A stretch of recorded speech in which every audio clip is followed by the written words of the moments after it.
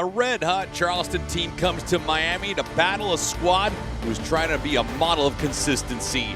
On a hot and humid Wednesday night in South Florida, USL Championship action resumes with Charleston Battery squaring up with Miami FC. Greetings to all with former Manchester United keeper Gary Bailey. I'm David Gascon. Eastern Conference standings showcase a Charleston team streaking sky high, unbeaten their last 9 and trying to make it 10 in a row. Good challenge for Miami FC. If they win, they go above Rhode Island into 6th and prove they are real challengers, because Charleston Battery is going to be a handful tonight. Miami wants to wipe away the memories of a troubling last Saturday defeat to Tampa Bay. They lost to a Tampa Bay squad who only had 1 win on the year.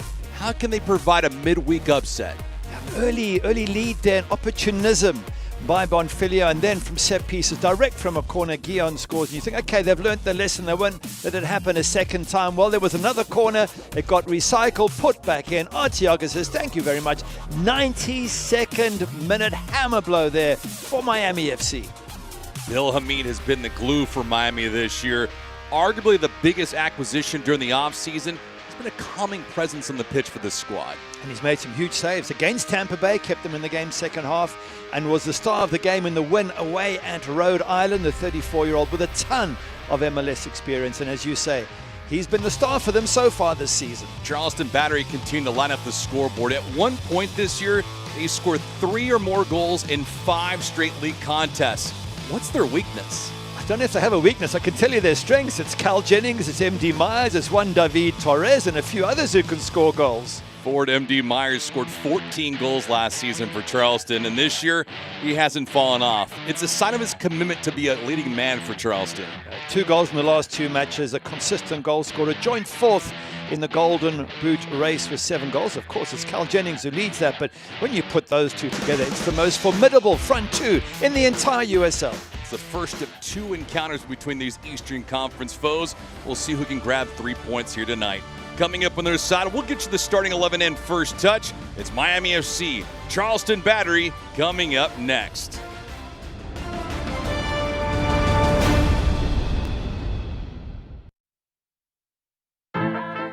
Some people think Miami is just flamingos and palm trees. And hell yes, we have badass sunsets. But Miami's Little Havana, Doral, Little Haiti, Hialeah, Wynwood, Coconut Grove, Kendall, Calle Ocho, Sweetwater, Homestead, cortaditos y coladas empanadas y croquetas. is so much more. This is the 305. This is who we really are. This is what we are all about. I am Latino. I'm a disruptor. I am LGBTQ. I am a villain. I am a mother. I am patient. I am an athlete. I am an activist. I am a king. I am American dream.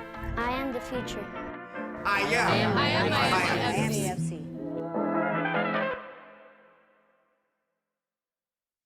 No one was born a hero. It's an everyday journey. There are no shortcuts, no days off, no perfect scenarios. Things won't always go the way you expect. But overcoming challenges is part of the game too. Your time is now. When passion runs through you, become your own hero.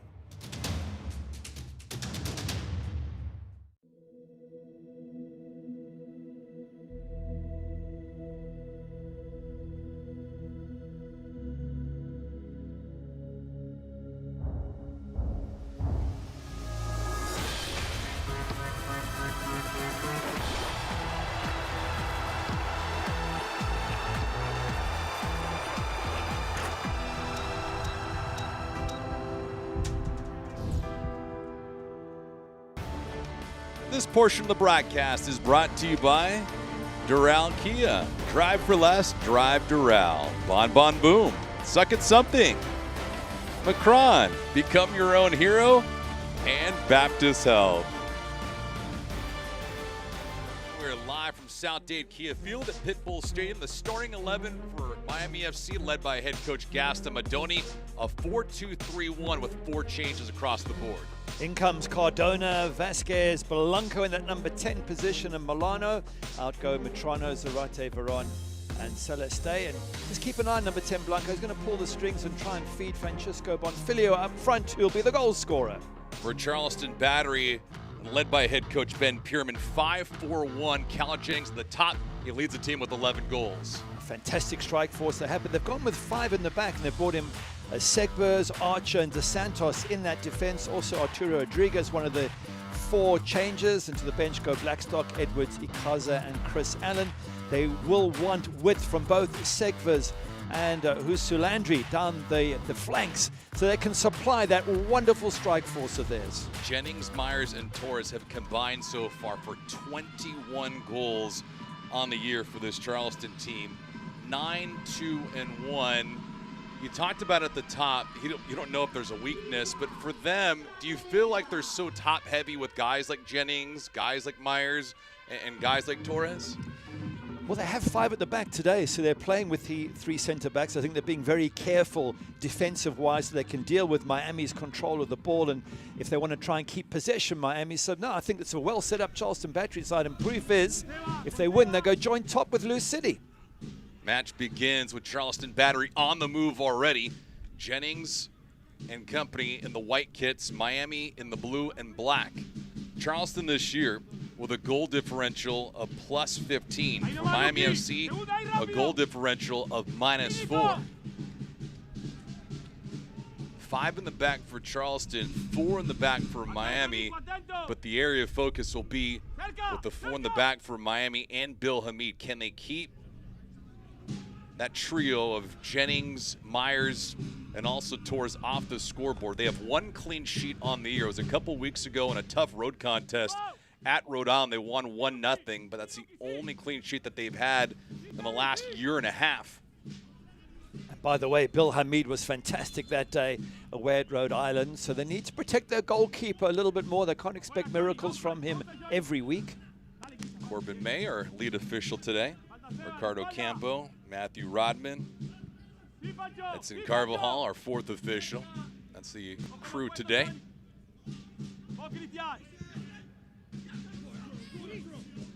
Charleston Battery, Eastern Conference finalists last year before being upset at home by Rhode Island. And we have a moment. Keys to tonight's contest. Gary, what do we have? Well, for the home side, maximum energy for full 90 minutes. Last couple of games, they've just tapered off in the last few minutes. They got caught at Tampa Bay with late goals, and against Rhode Island, Gaston Modoni would not have been happy with the lack of sort of focus in those dying moments. And for Charleston Battery and Ben Pierman there, it's shut down Blanco, I would say, is the most important thing. Sebastian Blanco, with all his experience and knowledge, the 37-year-old, he can pull the strings there. Portland Timbers, over 200 appearances by Sebastian Blanco. So 2 important keys to the game there. Blanco did not play last weekend in the loss to Tampa Bay. This one played into the box, being held up at the top of it. No whistle, no call, and they play on.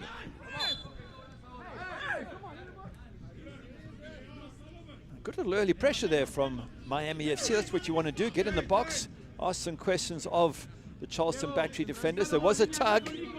Was it just outside the box from Nathan De Santos? Look there, you can just see that tug on the back of the shirt of Milano.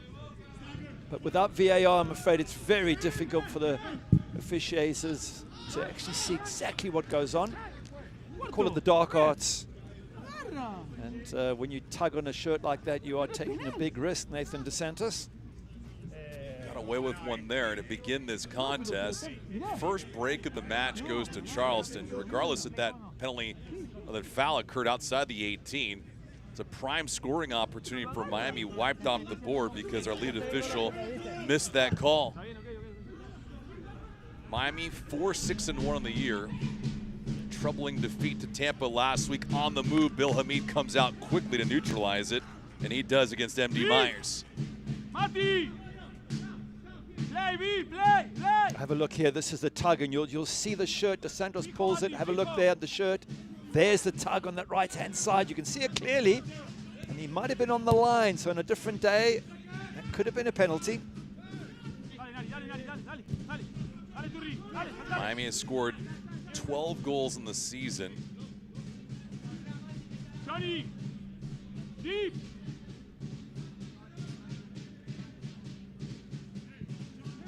Charleston coming off of an impressive victory over Hartford 2-1.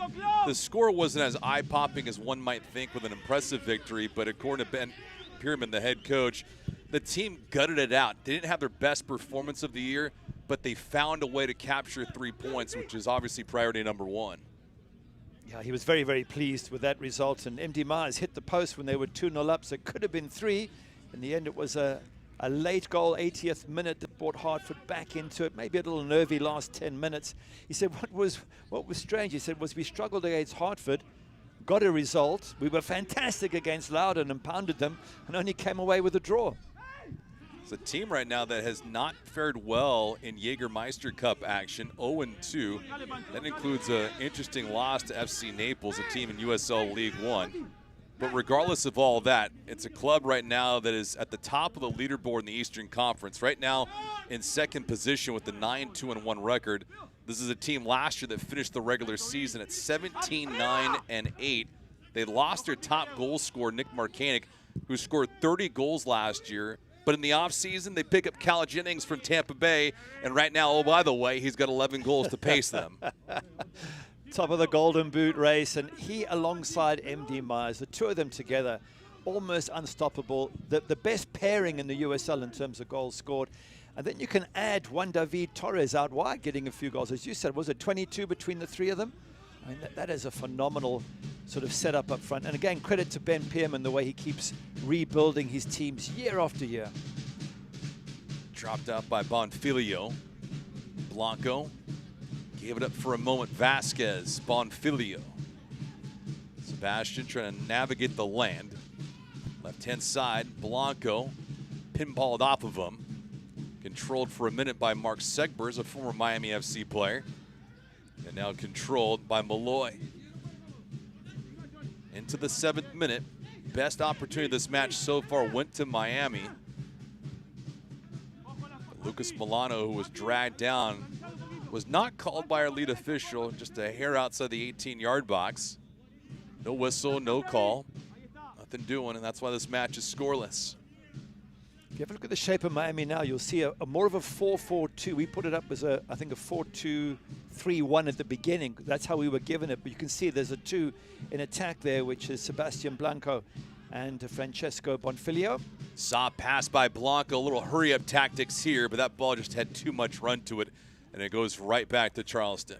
This portion of the broadcast brought to you by Doral Kia. Drive for less, drive Doral. Doral Kia is loaded with over 500 new Kia models in stock now. Test drive a new 25 Kia Sportage today. Doral Kia. Drive for less. Drive Doral. Charleston Battery unbeaten in 9 straight. They're 8-0-1 during this string. And the offense has been fantastic. You go back to last year during the regular season, they have scored in 17 consecutive matches. And at one point this year, 3 or more goals in 5 straight. That's getting it done in USL Championship. Like we say, they're a wonderful side, Charleston Battery. They showed it last year. They've showed it the year before. When Ben Pierman arrived, he turned them around brilliantly. And along with Lou City, you would think that they are the 2 sides that will top or come very close to topping the Eastern Division. What the big challenge today for me, for Gaston Madoni, is how good are Miami FC? Because if they can get a result here, you start to go, hang on a second. Not only has Madoni rebuilt this team completely from the struggles of last year, but maybe he's got a team that not only makes the playoffs, but has a deep run. Today will tell us a lot about whether they can stand up to the really, really top sides, such as Charleston Battery. He did mention something about the way that his teams performed this year, Gaston Madoni. When teams come here into Pitbull Stadium, he feels like his club rises to the occasion against top echelon teams. Against the bottom tier teams, not as much. Just to the outside, and Myers gave it up to Jennings. Jennings, top of the box, pulls the trigger. Not a lot of weight behind it. Bill Hamid with his first touch of the night. Dangerous around the fringes, whether it's MD Myers here. The connection between him and Cal Jennings, just 2 wonderful players at USL level. Unfortunately for Cal, he kicks the ground there. You can see a big sort of tuft of dirt flies up as he kicks that, but if you give him those chances too often, one of them will find the back of the net, you would think. Jennings' first year with Charleston Battery, two-time USL All-League nomination, 70 goals and 16 assists across all competitions since 2020. Knows how to get it done and has done it wearing a couple different kits. But Charleston's expectations are sky high. This is not a team that has their eyes set on just winning the Eastern Conference. They want to take that next step and win it all. A game away from competing in last year's USL Championship final. They could not. A takeaway here, and that's a quick foul.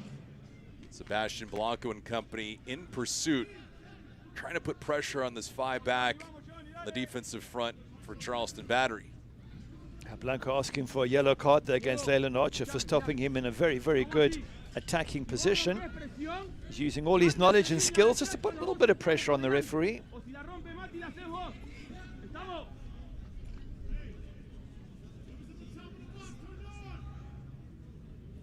First free kick of this contest for Miami. Comes up here in the 11th minute with Blanco. With the day off on Saturday against Tampa Bay.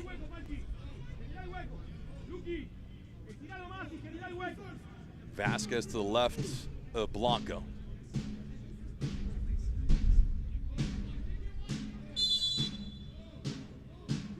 Vasquez takes this, looping it away. The header goes right on goal. An easy stop to be made by Zamudio, but a good look from Jonathan Ricketts on the back line.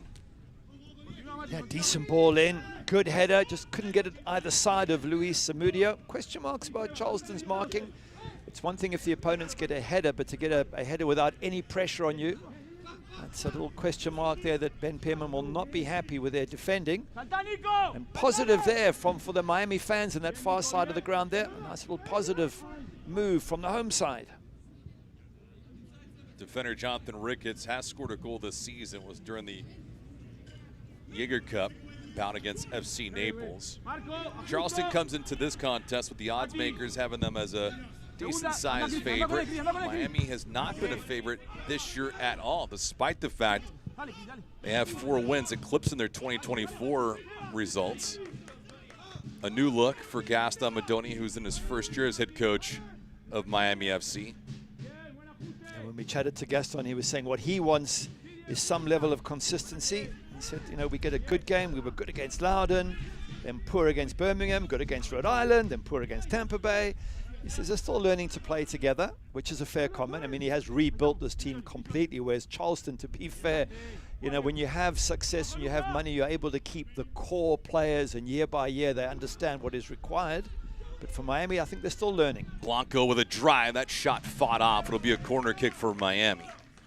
First corner of this contest for Miami FC. Miami with the 6 losses on the year. Unfortunate for them, 5 of them have come here on home soil. The idea is to play well above 500 at home and right around that on the road.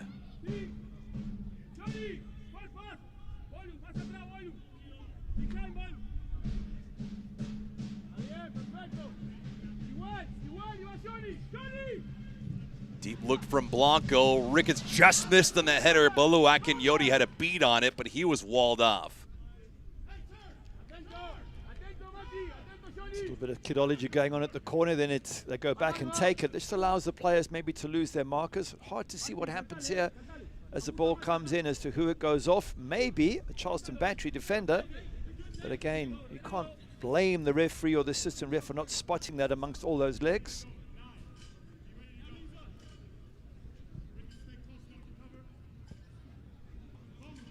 Luis Zamudio comes into this contest for Charleston Battery. 8-2-1-1 record. Goals against average at 1. Save percentage at .718. Bill Hamid's trying to get back to 500. He's at 4-5 with the goals against at $1.44. Bonfilio, Milano, and Blanco here. Sebastian with the quick chip. Vasquez takes his time, tries to pirouette and fire. It's blocked on the way through, and it'll be a corner for Miami. So It's a nice ball into the box from Miami FC. They're asking some questions of Charleston Battery's defense, and again, maybe that's why Ben Pearman's gone with 3 centre-backs, because he knew that they were going to be clever around the fringes, they were going to cause some problems.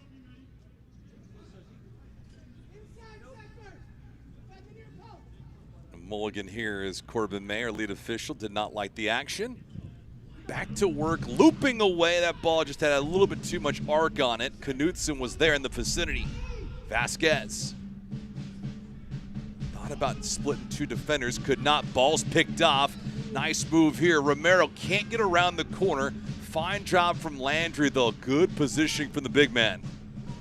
Yeah, good defending from Charleston Battery, and just looking at the strike force of Miami FC, why they're asking a lot of questions. The front 6, basically the 2 defensive midfielders and 4 attackers, are all Argentinian. They've all come from good backgrounds of soccer. They're well schooled. They've come from some really, really good clubs, you know, like Lanús and Belgrano, and these are top clubs in Argentina. So I think Ben Pearman, again, looking at the quality going forward, is probably why he's gone with 3 centre-backs. He knows that he'll create chances in attack with his wonderful attack. He has to focus on trying to keep a clean sheet against this mostly Argentinian strike force of Miami FC.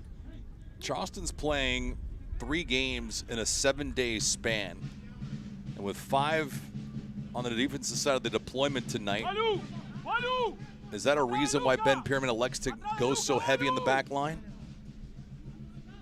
When you have 3 in the 3 games in 7 days? Could be. I think it's more sort of game by game, team by team as to how you play. And I think, again, the 3 at the back is because it's a sign of respect, perhaps, for the quality of these Argentinian players that Gaston Madoni's brought in.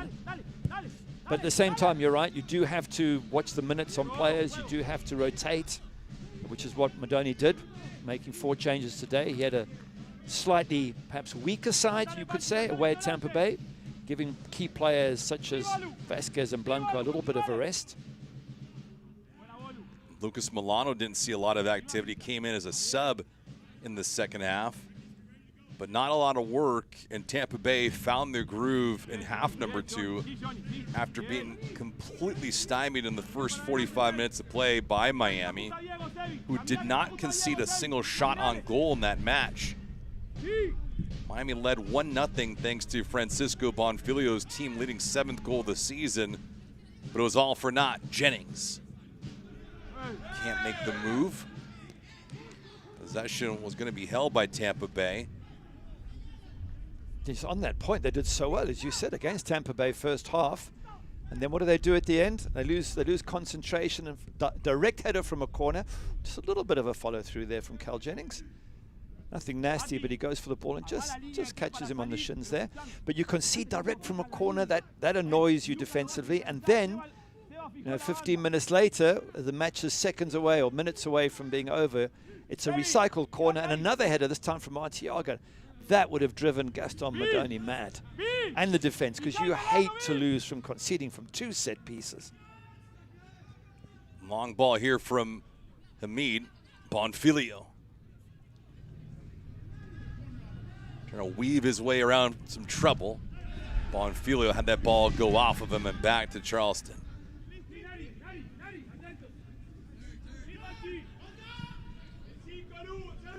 Battery last year with 20 wins throughout the regular season and postseason. Despite the fact they lost Nick Marcanic, who scored 30 goals.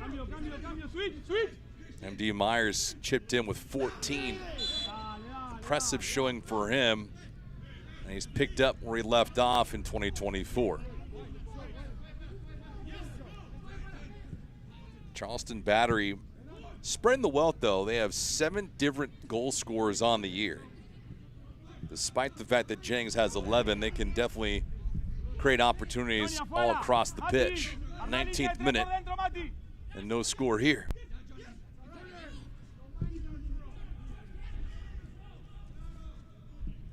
Landry. Myers dropped it off. Rodriguez. Malloy. Malloy tees one up, never had a chance. Doesn't quite catch that, does he? But Just a point to mention on the shape of Charleston Battery. We've been talking about a back five, but it does seem as if Huso Landry is playing more in midfield with Nathan DeSantis as the left full back. So it might be a case of Landry drops in to help out when necessary. And that is wise against this very talented Miami FC attack. But generally speaking, it does look as if Huso Landry's in midfield. Nathan DeSantis trying to move down that left side flank. Not much separation all time between these two sides. Miami has 6 victories, Charleston with 5. They played to a draw 3 different times. Miami has scored 25 goals, Charleston 23. Charleston got nearly even last year. They swept the season series, winning by a combined margin of 4-1. And you guessed it, Nick Markanek was a factor in both those matches. He scored 3 of the 4 goals.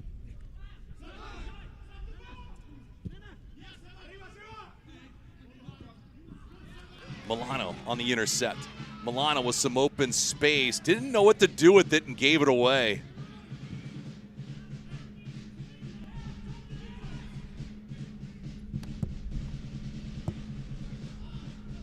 Charleston Battery fortunate on a couple different occasions so far.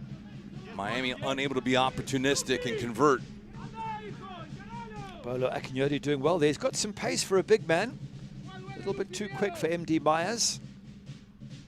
I think for MD Myers and even Cal Jennings, their skill isn't on being the quickest. It's the ability to turn, to shoot, to hold up the ball, to see opportunities, to pass to each other. Quality players, both of them. And again, it's not just money that bought them both. Perhaps Cal Jennings, yes, but MD Myers they found in the lower divisions and brought him up. They found Markanek. It takes a lot of skill to keep finding the best strikers or amongst the best strikers in the league. A little bit of money does help here and there, but it's also the ability to pick the right players. And again, credit to Ben Pearman and his coaching staff. What would you mainly attribute the development of Myers from? Is it playing with high-level players like a Markanek, like a Jennings? Yeah, absolutely, and working with some of the midfielders. Rodriguez with the drive. Hamid with 2 hands on it. That'll be a corner kick for Charleston. Torres winding up on this one, had plenty of path towards target. Yeah, it's a decent save from Bill Hamid. I mean, this has come in with some real power there from Torres, and he's just pushed it wide. He should make the save, the goalkeeper, but you don't want to allow Juan David Torres too many opportunities around the edge of the box. He's got one good strike on him.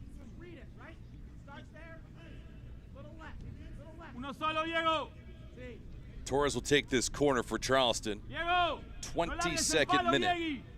It's been a thorn in the side for Miami this year. Set pieces.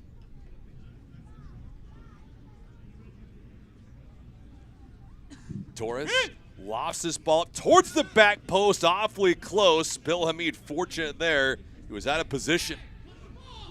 You're 100% correct. He had come the goalkeeper and got nowhere. And there was a couple of white shirts at the far post. Just couldn't get on the end of it. And the goal was unmarked at the time. Very rare that Bill Hamid makes those sort of errors, but he got away with that one. Akpu Pono is near that back post for Charleston. Ooh, big collision here with Knutson. He got dropped. Bill Hamid comes racing off of his line to defend his teammate, visibly upset. The referee just telling everybody else to go away so he can deal with it. There was a little bit of a shove there, and then that boot is high. There's no question. There's a bit of a shove on Rodriguez, but both of them had their boots high, to be fair. Knutson doing the sort of good job of going to ground first, and what Hamid's doing out there, he's not the captain. So the referee's got every right to send him back and warn him not to come out of his goals and argue the case. Corbin May now just having a little word. The equivalent of 2 knights getting their lances up. Awfully high and dangerous. Both players left in a vulnerable position. They were both high. It's the one who gets to ground first who generally gets the free kick. There's Gaston Madoni. Done a really good job compared to last season. I think that's step number 1. Not that it's a very high bar last season, to be fair, but he's got them well organized, got some really good players in. Now the next question is, can they go from 9th, where they are just outside the playoffs, get a win, get into the playoffs. And again, besides that, it will send a message to everyone else. They're a decent side because they can beat the likes of Charleston Battery. Vasquez can't maintain possession. Dos Santos on the takeaway. Elevated pressure here by Miami. They force a turnover. Coverage continues. Blanco tees one up. Did not have a lot of velocity on it, nor the accuracy was pure. Goes right back to Charleston in the 25th minute. Notable wins for Miami this year. At San Antonio and at home against Loudoun United. Loudoun United at the time when they beat them was the best team in all of USL Championship. San Antonio amongst the best teams this year in the Western Conference, and Miami, for one reason or another, has their number, beating them 3 consecutive years. That's this mixture that Gaston Modoni was talking to us about. You know, a good game and an impressive performance, and then you go away to Tampa Bay, you have a good first half, and you must be thinking, wow, my team's coming together.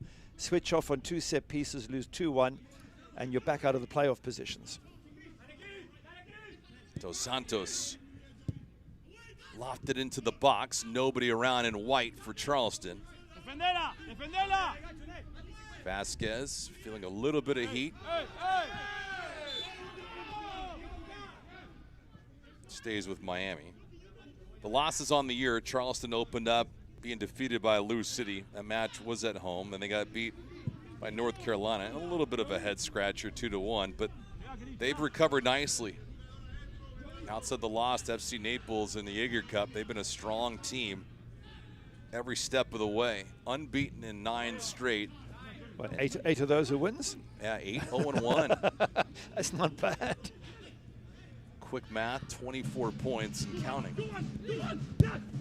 24 points in those 8 matches, the other one a draw, but they've been clinically and fundamentally sound. It's tough to break them down offensively and defensively.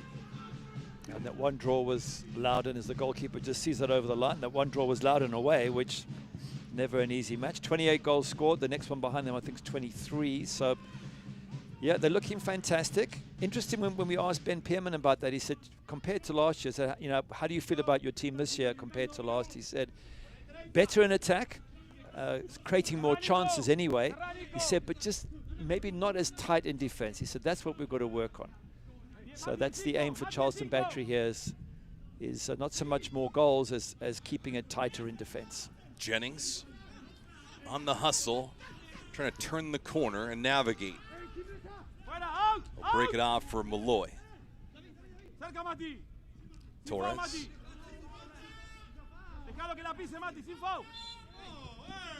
Well, 2-man dance between Torres and Romero. Little word to Romero to, hey, just take it easy. I think he was getting frustrated. Juan David Torres was so good on the ball that he couldn't get it and he was snapping away. And then Torres was teasing him a little bit, but that's all part of the game. Got to control your emotions in those moments. Interesting, Juan David Torres, Ben Pearman was telling us last year, he turned up at the beginning of the season, if I remember the story correctly, for the trials. And they didn't know where he came from. He said he'd played some football back in Colombia at a decent level. And he came on trials. What do you call it in America? It's not trials, it's... Tryouts. Tryouts. And they said they had a look at him and they went, wow, this kid can play. And to be fair, he's gone on to be one of the best players in the USL. An important cog for Charleston with 3 goals on the year and 5 helpers. Making his 13th start of the year. Here's Malloy. Malloy offs this ball in for Bill Hamid, who will try to ignite the counter for Miami. Charleston has not had sustained pressure in the attacking third yet. Miami forcing some turnovers, holding some possession, but have yet to find an opportunistic chance to get one past Zamudio. It's been good so far. Nice move by Ricketts. Ricketts can't put that ball through to the back line to find Bonfilio. He just lunges there. It was a good little dribble from him. He tried to put the ball behind the back 4. And when it came out there, Joey Akponono got the ball and he just tried to dive in and win it off him. Catches the defender, gives away the free kick. Let's have a look there. I love that little overstep. Tries to play it behind there, and it gets cut off. Now, as it's loose, he just comes in here and overstretch. Oh, stands right on Pinano's ankle.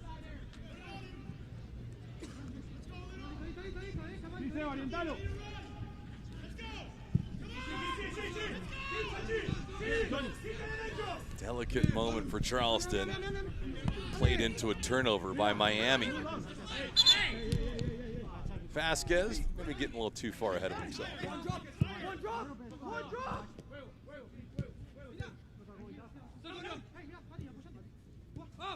Romero, Bonfilio, Vasquez. One move and gave it up. He's spreading the pitch. Blanco, opposite way, Romero. And that ball will go to Charleston. Pace has been back and forth, a little bit of nastiness to it. All in all, good energy from both sides. Yeah, very even. Hard to pick out the difference between the two of them. I think Charleston Battery quite happy at this stage just to keep it tight. They know that they have the strike force at second half. They can maybe take it up another level. I think when you're away from home, you just try and contain the home side for a while, and then you slowly build up from there. Arturo Rodriguez. Some nasty backspin to that ball. Landry is able to hold possession for Charleston here in the 31st minute. More close, Johnny. More close. More close, Johnny. Ricketts, lazy with that ball. Lucky enough that Miami could hold serve for a second. Pupono and Charleston reset.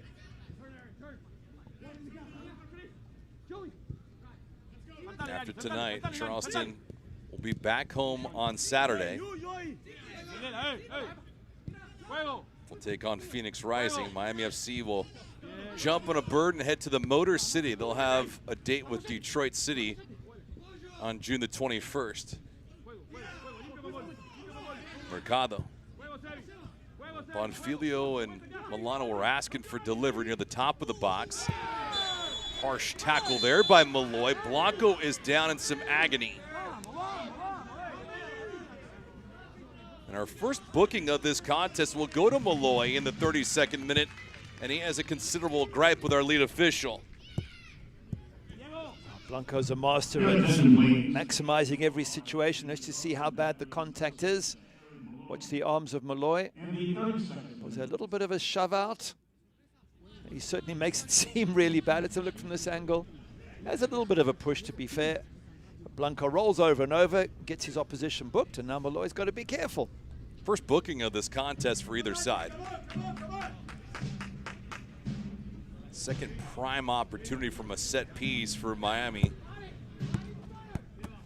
Vasquez took the first. He's alongside Blanco in this situation again.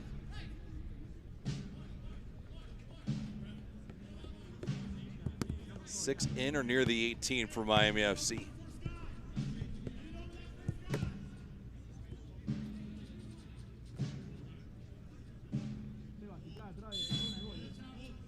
Blanco takes it. Good delivery. The header goes the opposite way by Knudsen. Ball staying with Miami. Just got a slight deflection, so it might actually be a throw-in for Charleston Battery here fortuitously.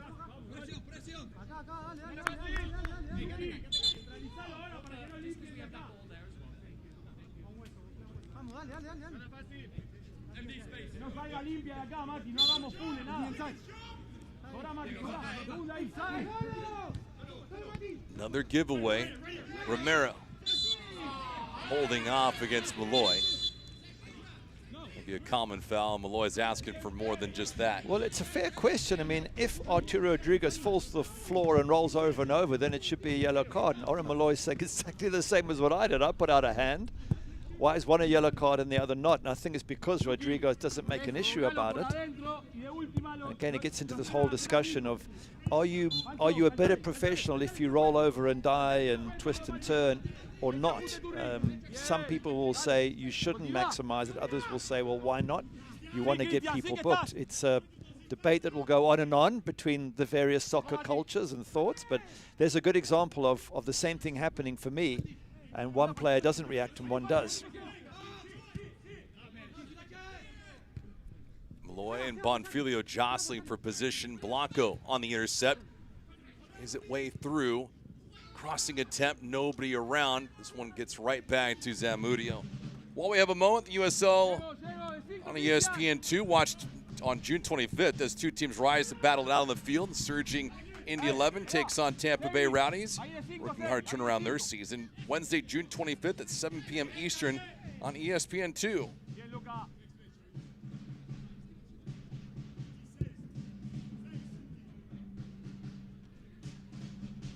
Tampa Bay with 2 wins on the year, both of them against Miami.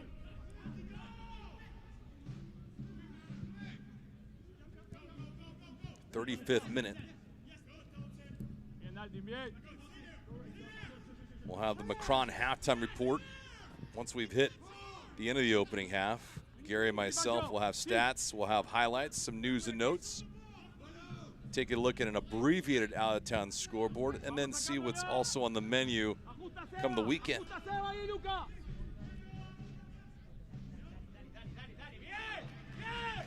Good takeaway here for Miami. That ball intended, though, for Blanco. He goes one way, it goes back the other.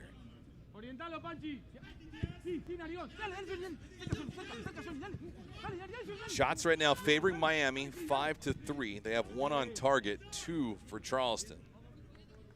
Miami has a .4 expected goals for today.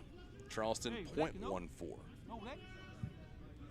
That sort of suggests that Miami have been slightly the better aggressors, and that could be true. But you do get the sense now that the Battery are beginning to knock the ball around a bit, beginning to feel a bit more comfortable. They've got used to the surface, the stadium, the sort of, everything's foreign initially when you travel. And as the match goes on, you sort of settle into it. You're sort of seeing a better possession-based team at the moment now, Battery, in terms of just holding on to the ball. Earlier on, it was Miami who seemed to be holding the ball and creating more opportunities. Charleston making the short trek down to Miami. The weather's not that different from Charleston to South Florida in terms of temperature and humidity. Not in summer, it's not. Not at all. But in winter, it can be. Charleston can be a little bit nippy and cold at times, while it can still be really sunny here in Miami.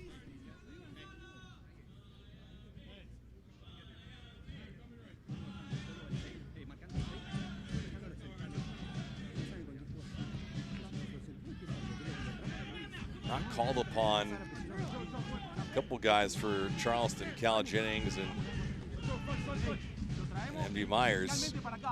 Miami doing a good job of holding them in check. Or the reason for that, they're maintaining possession.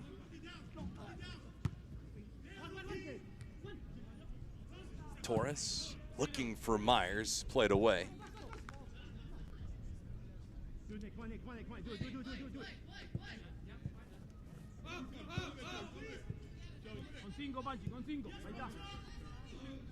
With each team playing over the weekend, Gary, is there a thought that both head coaches will go to their respective benches maybe early on the second half or midway through it? I'm sure they will do, absolutely. And as you say, because of the short turnaround, they'll probably come in a touch earlier. Maybe they'll make more substitutions. But it's the same for both sides. It's not like one team's had more rest than the other. The game's waiting for a little spark, isn't it? It's waiting for somebody to do something special, get their team in the lead, force the other team to have to come at them a little bit. So far, it's pretty even, and they've nullified each other mostly. Who does that favor? For me, it always favors the away side, because you've taken the sting out of the game and you can slowly build if you're Charleston Battery. And whenever we were the home side, you want to get at the opposition early and try and get an early lead, which Miami FC haven't been able to do as yet. Vasquez looking for some real estate. That shot misses by a good couple of feet. Vasquez making his 11th appearance of the year. Has not scored a goal, has 3 helpers on the campaign. But he has been a table setter on corners this year. Delivers a pretty good ball on set pieces. Sebastian Blanco and Jonathan Ricketts, Dalton Knutson have all taken advantage and seized the moment with his services. 39th minute.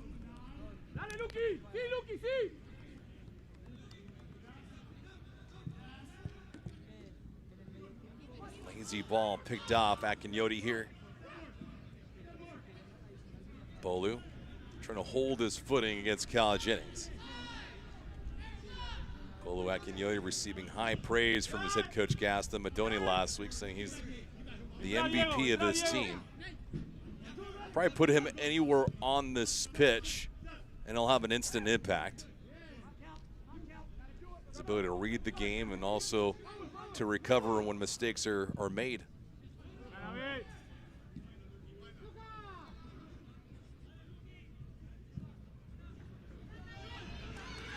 Blanco. Not a good delivery to Bonfilio, taken away temporarily.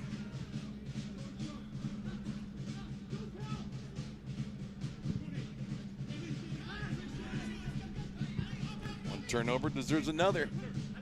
Watch the USL Championship in Spanish on 2DN, the nation's leading Spanish language sports network. Oakland Roots SC faces off against Detroit City FC on July 5th at 10 p.m. Eastern. Go to USLChampionship.com for the complete USL TV listings.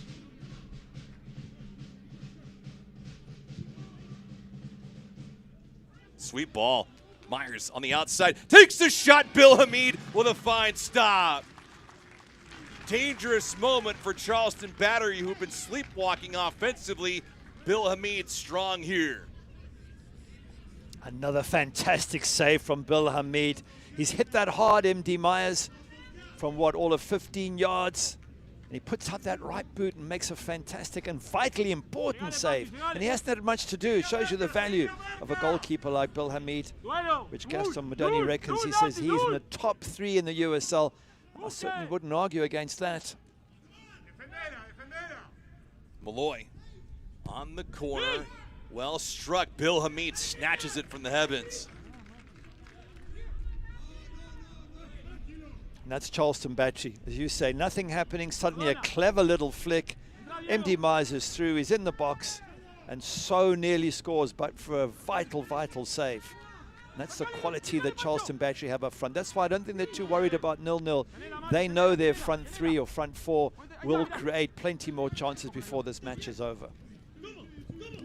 Good teams find a way to win even when they're not playing their best brand of ball. Charleston was like that last year and has duplicated the effort this year. And ultimately it's about securing home field advantage throughout the postseason and then making a deep run once you get into it.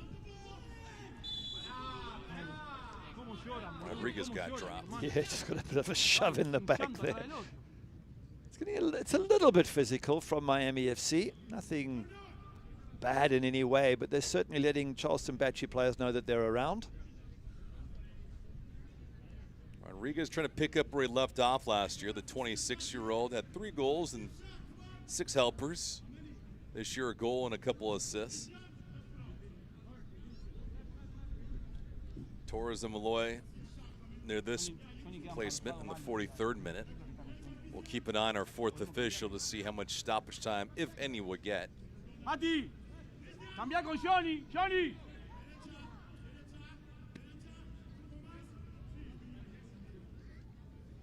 Ojo, Luki. Ojo el corte, Luki. Ojo el corte, Bolu. Torres, good approach, soft ball, but Bolo Akinyoti able to elevate. Vasquez, lazy on that. Malloy could not find the mark. That was a little bit optimistic from Malloy there, 25 yards out with the left foot and doesn't quite catch it cleanly. Would have been a real wonder goal if he had scored from there, but it was worth a try, I guess. Again, Charleston Battery just a little bit more vibrant in attack these last 10 minutes or so.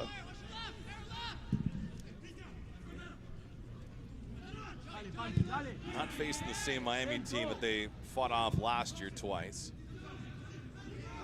Different players, different pieces, different messaging. Here comes Miami. Milano trying to make a move.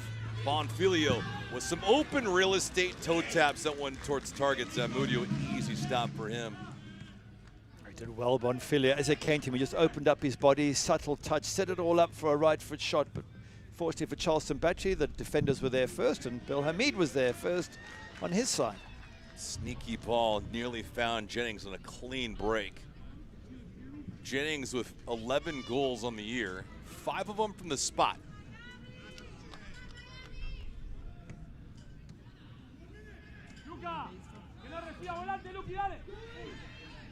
45th minute.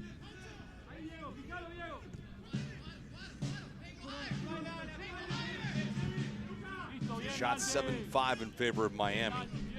Charleston with 3 on target, Miami with a couple. Best chance of the night, though, so far goes to MD Myers, who was stopped with the right leg of Bill Hamid.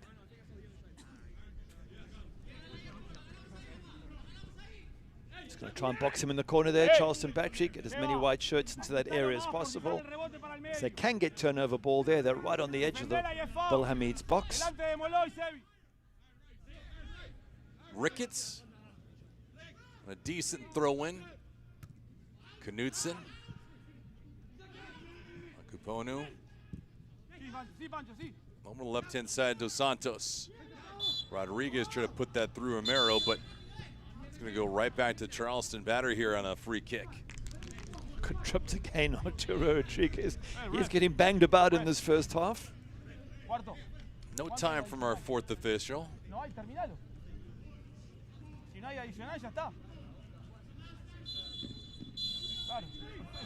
That's exactly the case. Our lead official blows the whistle. Juan David Torres says, wait a minute, we got one more crack at this thing. Not so much. 45 minutes down, 45 to go. No score yet. Yeah, the law doesn't say you can extend time for a free kick, only for a penalty.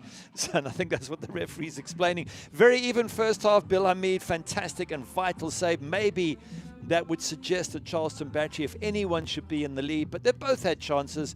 Zamudio a little bit early on, he had the odd thing to do, nothing much since then. So finally balanced and could be a fantastic second half coming up. Expected goals for Miami at 0.6, Charleston Battery at 0.25, but neither on the board just yet. Macron halftime report is right around the corner. We'll have stats, we'll have highlights, news and notes, and team of the week. All that and then some coming up next.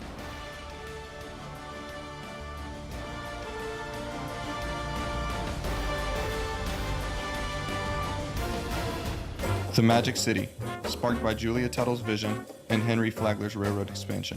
What was once swampland, transformed into a booming city. This is 1896.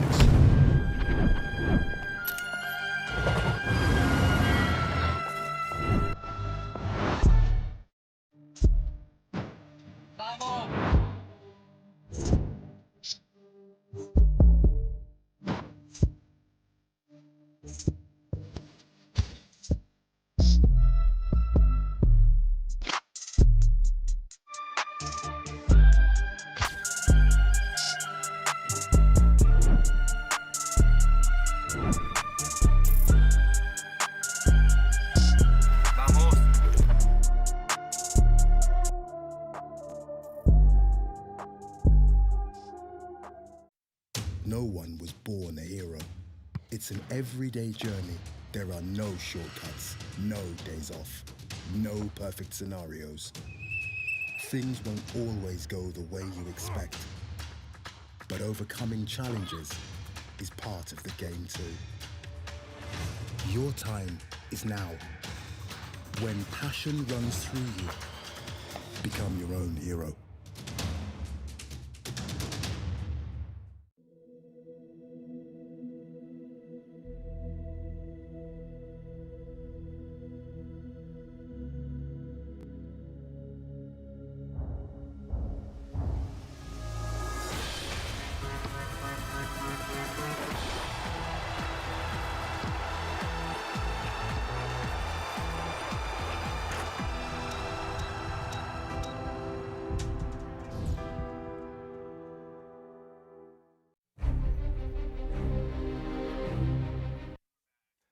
Macron halftime report.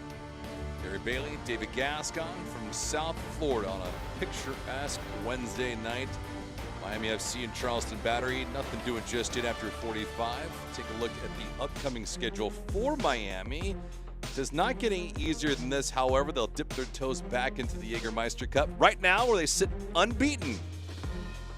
It's exciting, but you need to also focus on the other leagues. So do well in the Jägermeister Cup, but also Miami, do well in the USL League, because you want to make sure you make the playoffs. Charleston Battery right now with 9 wins in the season, trying to get number 10 here tonight. But after this, they'll go back home against Phoenix Rising, which will not be easy. And then you look at the bottom of this list at New Mexico, that'll be an interesting match. It'll be a massive match. New Mexico really doing well in the West. Birmingham Legion getting stronger under a new coach. So none of those easy. And of course, for the Jägermeister ones, you're up against teams that are from lower divisions are desperate to beat you. So it's always a battle. Mark Briggs, Birmingham, Dennis Sanchez in New Mexico. It'll be fun. USL Championship Team of the Week, Week 15. I don't know who pops out to you the most, because the usual suspects are consistently here week in and week out. Johnny Rodriguez at the top with Las Vegas.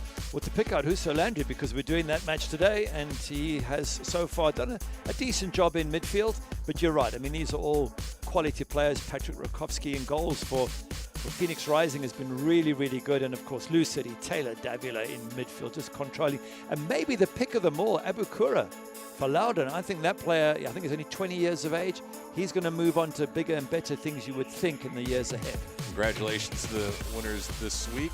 Terry Boss, the head coach, and our player of the month, Andy Cabrera. It feels like it's Cabrera, it could be Jennings. It's always one of these two guys, and Cabrera's been dynamite for El Paso here in 2025. He's got a hat-trick already this year. I think that was from the hat-trick game, but absolutely brilliant young player. His dad's a coach of the same team, El Paso, so he gives him all the advice, but he's got special qualities, has this player. Pretty good figures across the board, too. 6 goals and a couple assists. John Bradford, Coach of the Month for the month of May. Congratulations to John Bradford. Fans right now, just taking a quick break. Summer's here. It's hot, it's humid, not very comfortable, but the fans are enjoying this one so far. Not doing just yet. We'll have stats and highlights right around the corner. Stay tuned.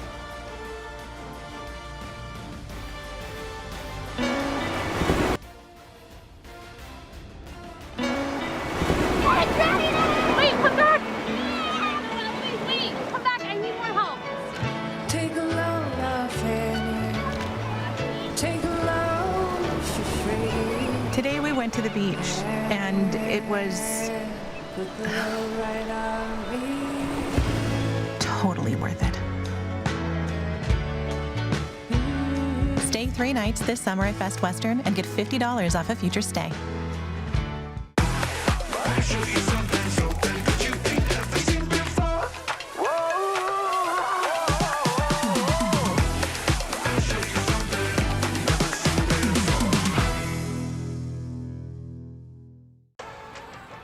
How does Crystal Geyser Alpine Spring Water keep you in the game? We always source our water directly from the natural spring to fuel every body, no matter how you like to move it. So whether you're chasing your goals or just staying active this summer, make sure to stay hydrated with Crystal Geyser Alpine Spring Water. Always bottled at the natural spring source. Pain doesn't care who you are or why you hurt, but pain can be mastered if you know the way.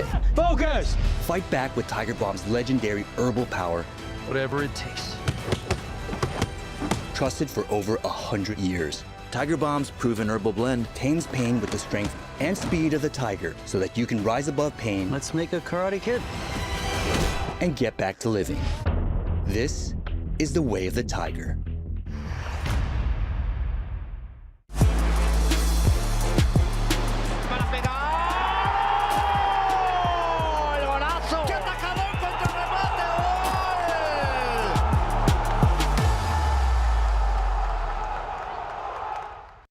No one was born a hero. It's an everyday journey. There are no shortcuts, no days off, no perfect scenarios. Things won't always go the way you expect. But overcoming challenges is part of the game too. Your time is now. When passion runs through you, become your own hero. Back here live in Macron halftime report from South Dade Kia Field, Pitbull Stadium, Miami, Charleston. Scoreless right now, 3:45. We're going to take a look at news and notes around USL Championship here. What do we have?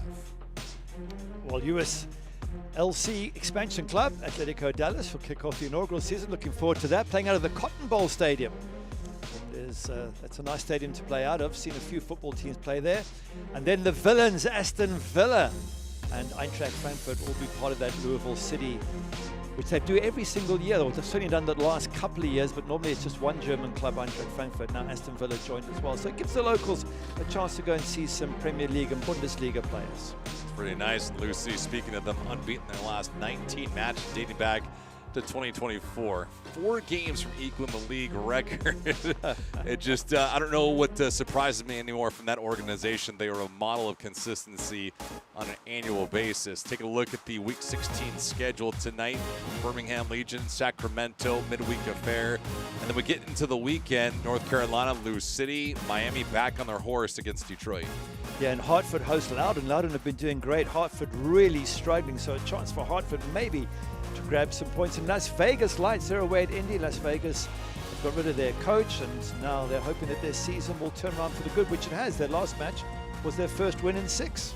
Tampa Bay Rowdies trying to get their 3rd win of the season. They'll try to do it against Pittsburgh, Charleston, and Phoenix. You look at San Antonio, New Mexico. That has a primetime spotlight as well at 9 o'clock Eastern. And that's going to be a good one. Both those teams right at the top in the West. Rhode Island are beginning to improve. Sacramento Republic still fancy them to do well in the West. Oakland Roots have got a new coach as well as Birmingham Legion, so that's going to be the clash of the new coaches.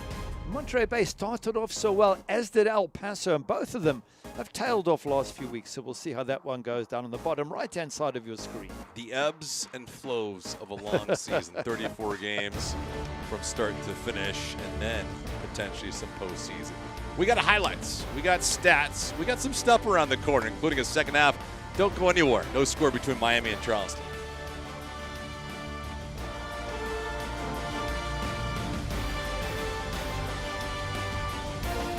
The Magic City, sparked by Julia Tuttle's vision and Henry Flagler's railroad expansion.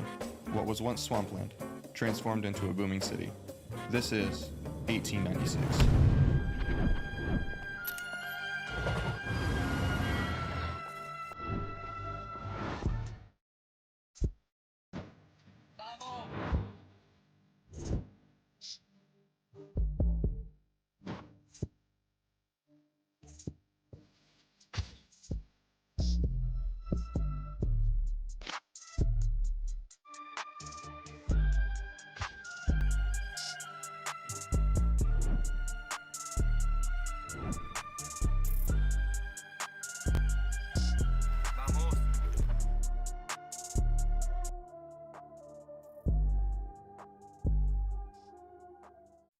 Kia is loaded with over 500 new Kia models in stock now. Test drive a new 25 Kia Sportage today. Doral Kia. Drive for less. Drive Doral.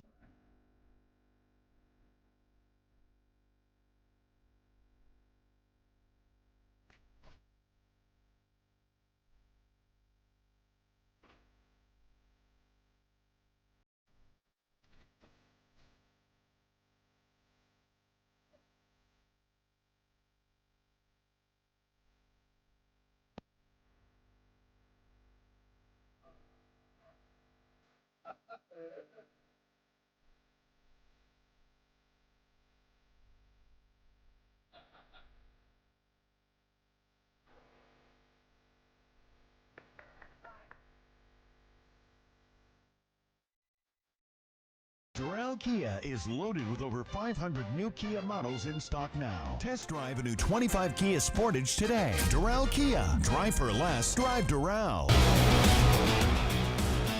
This week on USL All Access, the table tells us which team on the field has been the best due to points, right? What about coaches? We take a statistical deep dive to see which manager has influenced their team in the games the most within 90 minutes of play. Joe Hafferty, defender from Lexington SC, joins us to talk his unique journey developmentally and how Lexington could be on the rise in the Western Conference. This portion of the broadcast is brought to you by Macron, become your own hero. Bon Bon Boom, suck at something. Baptist Health. And Doral Kia. Drive for less, drive Doral.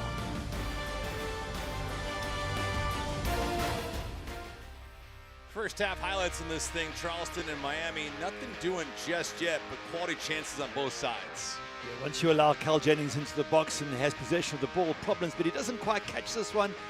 It sort of clips the ground as he shoots, then it just takes the pace off the ball straight to Bill Hamid. 11th minute, Miami FC trying to get something on the board. This is a header from Jonathan Ricketts. He gets free there. Unfortunately for Charleston Battery, that header goes straight to Luis Amudio. Well, that could have been the opening goal. 22nd minute, Charleston trying to create. Juan David Torres open space here and got some pretty good muscle on it. He hits it well. It's a nice save from Bill Hamid. You would expect him to make that save, but nonetheless, a good pile driver from the edge of the box. 41st minute, Cal Jennings and Myers trying to get themselves on the board. Bill Hamid big with the right leg. Massive, massive save. Juan David Torres with a lovely little back flick there to MD Myers, and he really does test the goalkeeper, and that probably the best chance of the first half. Numbers, what did they tell you? Well, the possession, not that much really. Miami sort of more of a counter-attack side. That one chance, maybe the other one from Torres. Two good efforts on the Miami FC goals and two decent saves from Bill Hamid. So they're probably just shaded at half Charleston Battery. Who was the better team in the first 45? For that reason, Charleston Battery for me, because they had the better chances. Although there were times early on, especially where Miami FC did control the ball fairly well. The question is, can they do it now in the second half? Miami did a fine job in the opening 45 to put pressure on the back line of Charleston and create some turnovers, but they could not muster anything of high quality against Luis Amudio. Possession for Miami to start this second half as the teams flip-flop sides. Charleston Battery trying to go unbeaten in their last 10. They sit at 8-0-1 in their recent 9 matches. Meanwhile, for Miami FC, trying to rebound after a troubling defeat at Tampa Bay last week, 2-1. A match that saw them play flawless football through the first 45 minutes. They conceded an equalizer in the 74th minute, and then in stoppage time, they conceded a game-winning goal. They lost 2-1. Another turnover. Blanco, not a lot of good velocity on it. Second crack, no. Gave it up, that shot blocked. Little half looks there from Miami FC. Fortunately for Charleston Battery, they got the blocks, but good start to the second half from the home side. With Miami having the opportunity to take away possession from Charleston here in the second half like they did in the first, what can they do to provide scoring of high quality and the chances? Because they haven't been strong for them. It's just getting that MD Myers and Cal Jennings into good positions. Little balls slipped in behind the defense, and that's where Juan David Torres is so crucial, I think, for the Battery. When he runs at oppositions and those two strikers, MD Myers and Cal Jennings, start running into spaces, that's when the opposition are in trouble. We haven't seen it much in the first half. I do get the sense we'll possibly see it a bit more in the second half. Charleston Battery, 4 victories on the road this year. Sebastian Blanco out wide. Blanco, the cross, top of the box. Miami trying to effort and win it, cannot.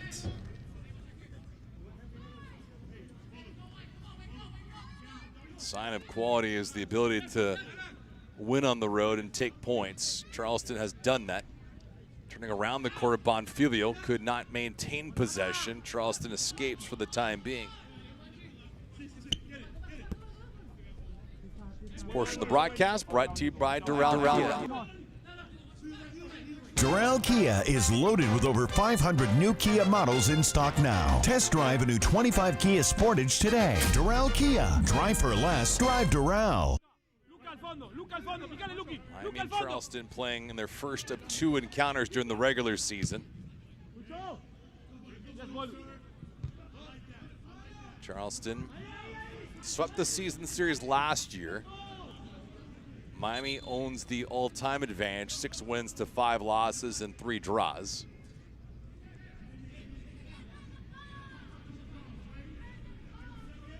Charleston with 20 victories regular season and postseason last year. Miami failed to capture a winning record and 3 wins the entire year. Unfortunately, that's one of the worst performances by any USL club. And they've done well to put that season behind them. Miami FC, new coach, new players, quality. You do sense that there's a possibility here, a good possibility they can make the playoffs. Not completely convinced yet, but seen enough, I think, for Miami FC fans to be fairly excited about this season. Dangerous pieces up front that play with good energy. And for Gaston Madoni, it's maintaining a level of excellence on a weekly basis. You mentioned the match at Rhode Island a couple weeks ago, where he felt they were good to begin, then fell off near the end of the first half. Second half was a mirror image of that. Strong to begin the second half, fell off the table to end that match. Bill Hamid was a wall, and they were able to salvage the contest, capture 3 points and a clean sheet. But you can't live and die with your goalkeeper on a weekly basis in USL Championship. Blanco looking to serve it up to the right-hand side, almost nearly an own goal there. Akponono doing really well there, because you have to get that 100% right, which he did. Mercado get around Jennings and Landry. Looking at some of the stats from the first half, and besides the expected goals, 0.6 for the home side, 0.25 for Charleston Battery, which is surprising. I thought they had by far the better chances. But anyway, the stat that stands out, number of touches in the opposition box, 6 for the home side, 5 for Charleston. It's not a lot. It basically tells you that the action has been outside both boxes. And I would think both coaches would want a lot more activity in the box from their players. Get in the box, cause problems, get shots on target, etc. Another turnover. Romero, right-hand side, gets it back. The chip, he scores! Matias Romero going top shelf early in the second half. Miami breaks it open 1-0. Fantastic strike, absolutely brilliant. Beautiful little pass to set him up. Nothing that Luis Zamudio can do about that. That's gone right towards the top corner. And that's a brilliant, brilliant finish. We were talking about they have to get inside the box. Well, maybe they don't, because they could shoot from outside the box, and that's all of 20+ yards out. Just look at the ball being played there, just laid off absolutely perfectly for Romero. And then you see it from behind. It just bobbles as well. So he does really well to control that ball. Big hug there for the assist. And now they're in the lead. Big question now against this Charleston Battery side. Can they hold on to the lead? For Romero, it's his first goal of the season, breaking free against Charleston Battery's back line. And Charleston has been rather careless with the ball. They've had countless giveaways in the first and now in the second half, and it finally caught and bit them in the rear end. Miami leading 1-0 off of Romero's goal, off the turnover, his first of the year, and Miami with themselves in a position against a top-ranked Charleston team that's been nearly flawless over the last 9 matches. Charleston Battery, one of the remarkable things with their run this year, they have won 9 points from a losing position. Not only for them to fall behind, but to get dead even, but it's another to come back over the top and win from that position. Always the thought to win every match on a regular basis. It's another to tie it and then win it. Charleston, for all the accolades, that is certainly one of them. Now Miami will have to defend. Sekber's cut off by Milano. There have been instances throughout this year that Miami has had an advantage, namely against Tampa Bay last week. They'll have a lead either early or in the second to third quarter of the match in the second half, and then all of a sudden they start defending a lot more, playing from a disadvantage and not attacking. They lose their hunger on the offensive side, and they've conceded. I think in this game it's important if they're going to do that, if they are going to defend, they keep Bonfilio up and they try and feed him balls over the top. Try and catch Charleston when they push too many numbers forward. This will be a testing time for Miami. And as you said, they were 1-0 up last week and conceded twice. They really don't want to do the same again.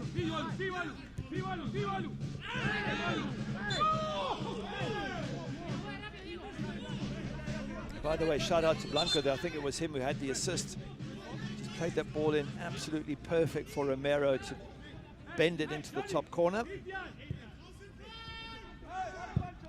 Romero getting his first goal of the year. That man, Sebastian Blanco, his second assist of the year. His presence was missed on Saturday against Tampa Bay. Doesn't always mean that he's going to score or provide an assist, but his leadership is badly missed for a young team. That ball nearly squeezed through. Miami holding on, trying to push the counter. Blanco, Mercado. Diego, they get thrown down on the canvas. 55th minute. Miami with the lead. Can they grow and build up on it? After this match, they play at Detroit on Saturday. Charleston returns home against Phoenix Rising.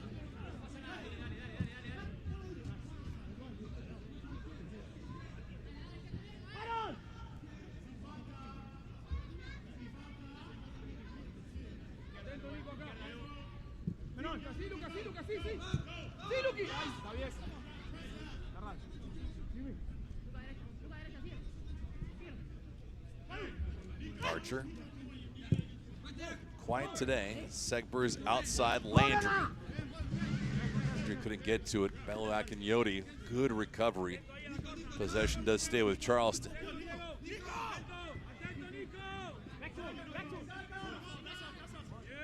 Jennings doing all he could, but possession goes back to Miami.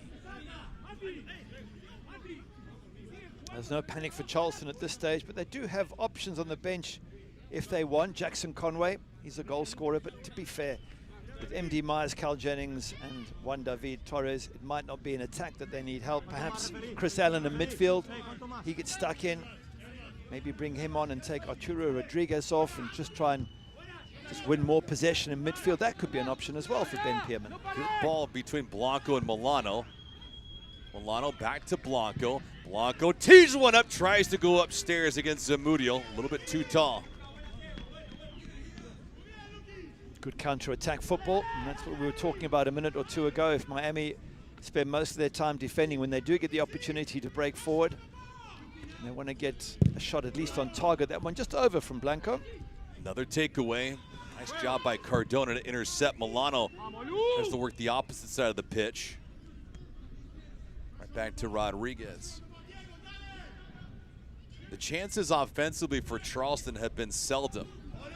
Myers with a couple quality looks towards target, but not a whole lot from Torres. And Jennings has been relatively neutralized. Rodriguez. Some hesitation. Here's Malloy.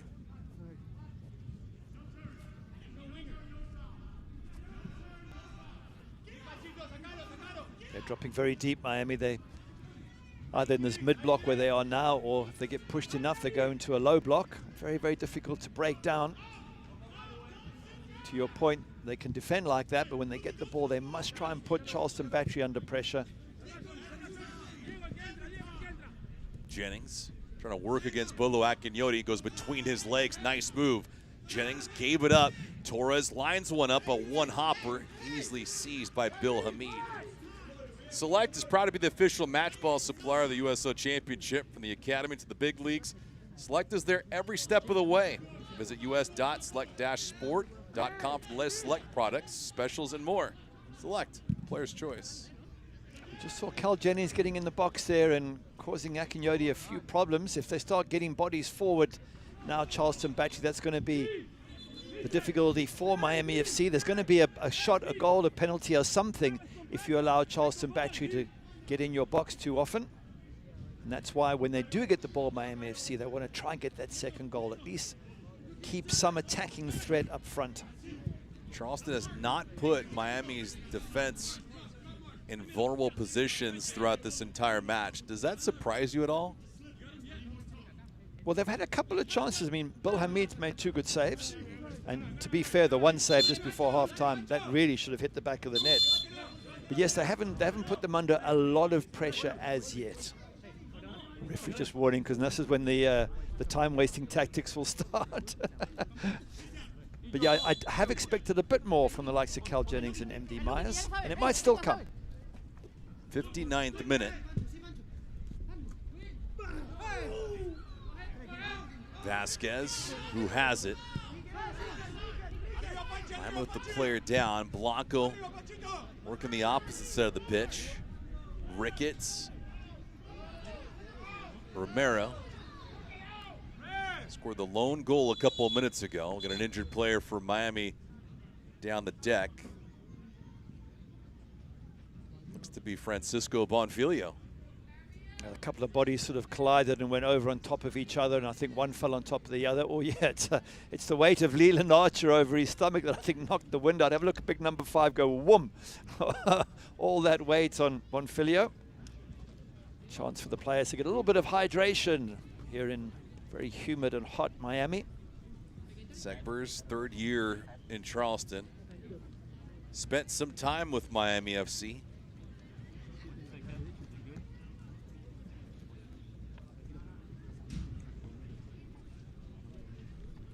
Take a look back at Miami's lone marker this contest to give them the 1-0 lead. You see, it's a lovely setup from Blanco when the ball gets played in here. There, that first touch. He's seen already where Romero is, and he just lays it to him. The ball does bobble a touch, and that actually helps give it some elevation and gets the hug for the assist. But it's a really, really good finish. And not an easy one from that far out. And here we go. Making some substitutions to try and turn this thing around is Ben Pearman. No. Miami capitalizing on a mistake from Charleston. They had chances in the first half and could not seize the moment. Half number 2 they have. Langston Blackstock comes in for Mark Segbers. So it's one change for Ben Pearman.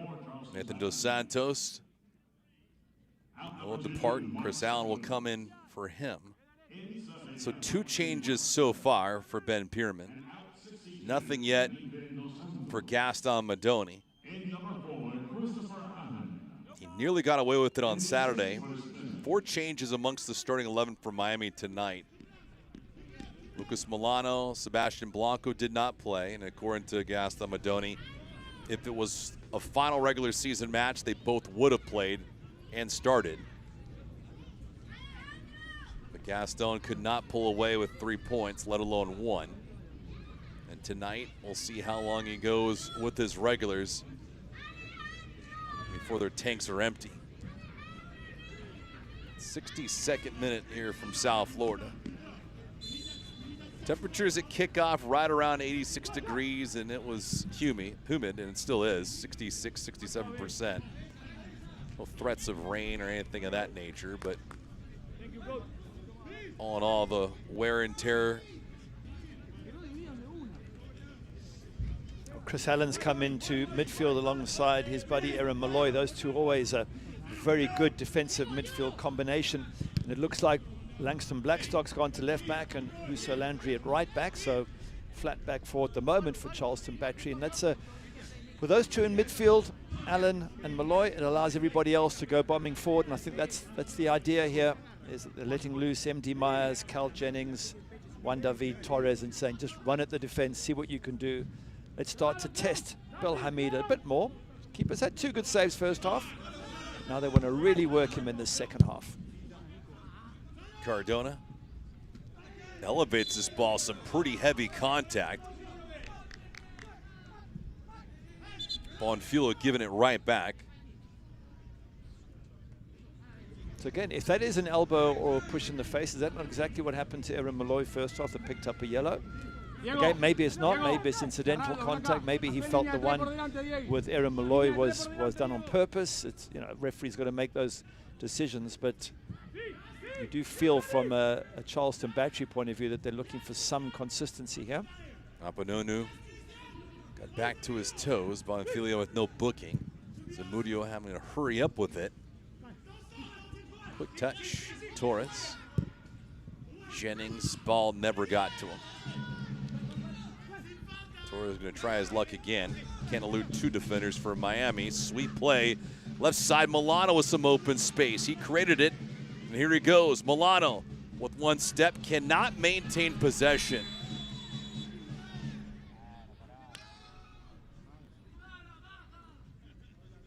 And now it looks like he's going to see yellow as well.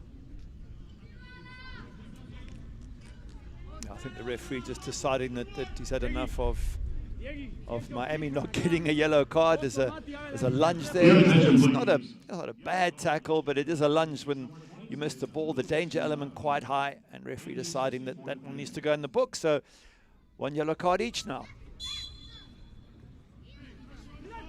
Fourth yellow of the year from Milano. Miami FC did have some other behavioral problems to open up the year. Francisco Bonfiglio had picked up a red card. Diego Mercado had picked up a red card. Three of them on the year. Miami FC taming themselves. Milano can't get to it. Second most yellows of any team with 38. Only New Mexico have more in the USL. Well, now it's 39, of course, with that yellow card. That's what I say, they're a gritty side, Miami FC. And the one thing about Argentinian football, it's well renowned for not only being brilliant skills, but also being tough, physically very tough. And the European clubs, they do love to bring in Argentinian players and Uruguayans, probably over any other South American, even over Brazilians, because they bring both skill and they bring a real hard attitude to the game. And I think that's what you're seeing from Miami FC up front. 6 Argentinians leading the midfield and attack here today. 66th minute. Shots right now are favoring Miami. They have the advantage in that category and the lead. They have 11 shots so far. And Charleston only has 6. Charleston does have 4 shots on goal. Miami with 3 of them. Charleston leading in the possession category, but all in all, it has still been a relatively comfortable night defensively for Miami. They have not been caught flat-footed. Bill Hamid's been sharp between the sticks. And more importantly, Miami's not giving anything away to Charleston, which is always a key to success against the top-tier teams throughout USL Championship. I would just mention that one save from Bill Hamid was a fantastic save. That's one from MD Myers, 9 times out of 10 would hit the back of the net. So I guess Ben Penman will say, yes, we are 1-0 down, but we had a cracking chance, and only their goalkeeper making a great save has kept us out. The bottom line, though, is Miami are winning 1-0. So from a Charleston point of view, you've got to break them down, which means maybe pushing a few numbers forward and getting caught out at the other end defensively. Torres asking for more support from Landry. It never came. And Cardona was able to escape, walking the sideline. Here's Vasquez.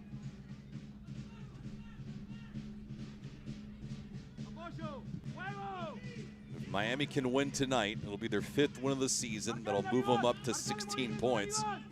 Charleston will fall to 9-3-1. But a long way to go here in the 68th minute.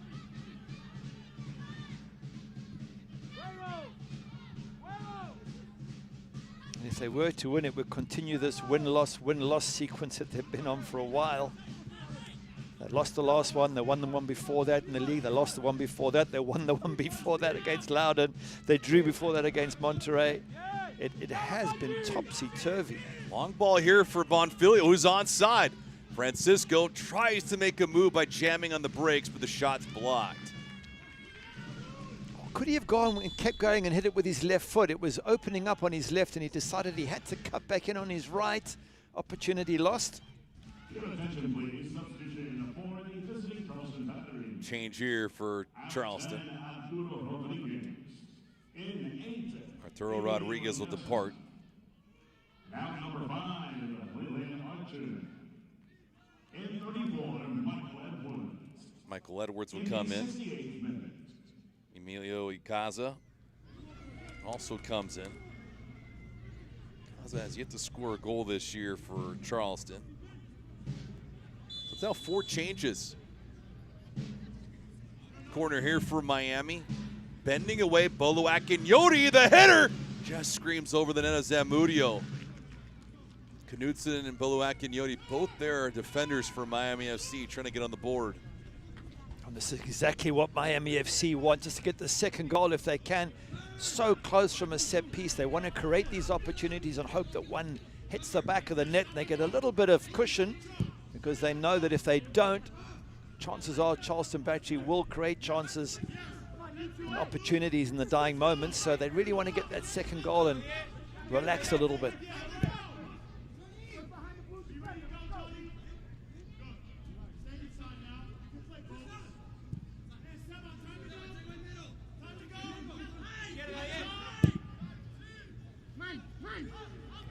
All the firepower Charleston has. They're down a goal. Jennings blows a tire, and he had a quality chance if he stayed on his feet.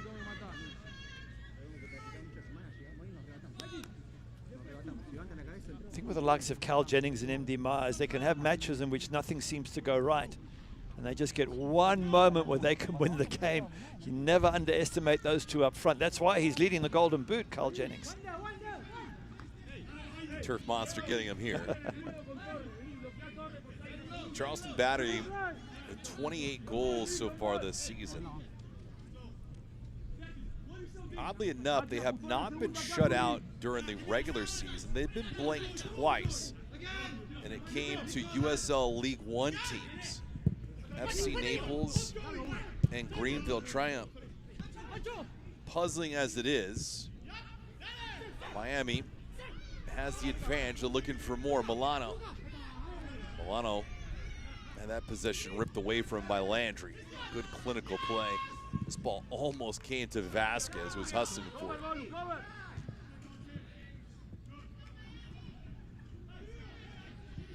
That clock slowly working down. Miami FC doing what they need to do. It's a long 20 minutes, but they're just making sure that they don't give Charleston Battery any chances, and they will keep it tight, you would think.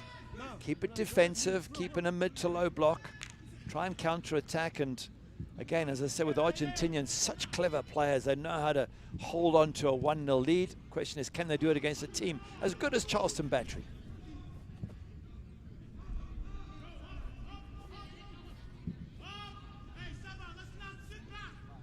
Four changes to begin this second half for Charleston as we get deeper in. Nice move by Torres. Malloy gets it back. Malloy. A move at the top of the box, never got to Torres. Ball was close to the boundary and it did go out.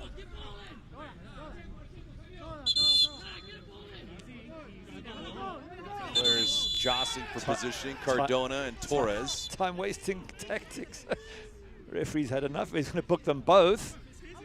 This is how it goes towards the end of the game. When one team's winning, they'll just find every trick in the book to slow it down. You do fancy Miami FC will start to make changes soon. Little words between the two of them as they try to freshen things up, get some players on the pitch who can bring in a gas-filled engine for the last 20 minutes. So 2 more bookings, 1 for each side, Torres and Cardona.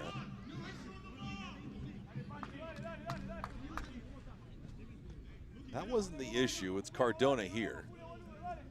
As they come to get the ball, he picks it up and won't give it back, and Torres tries to get it back. And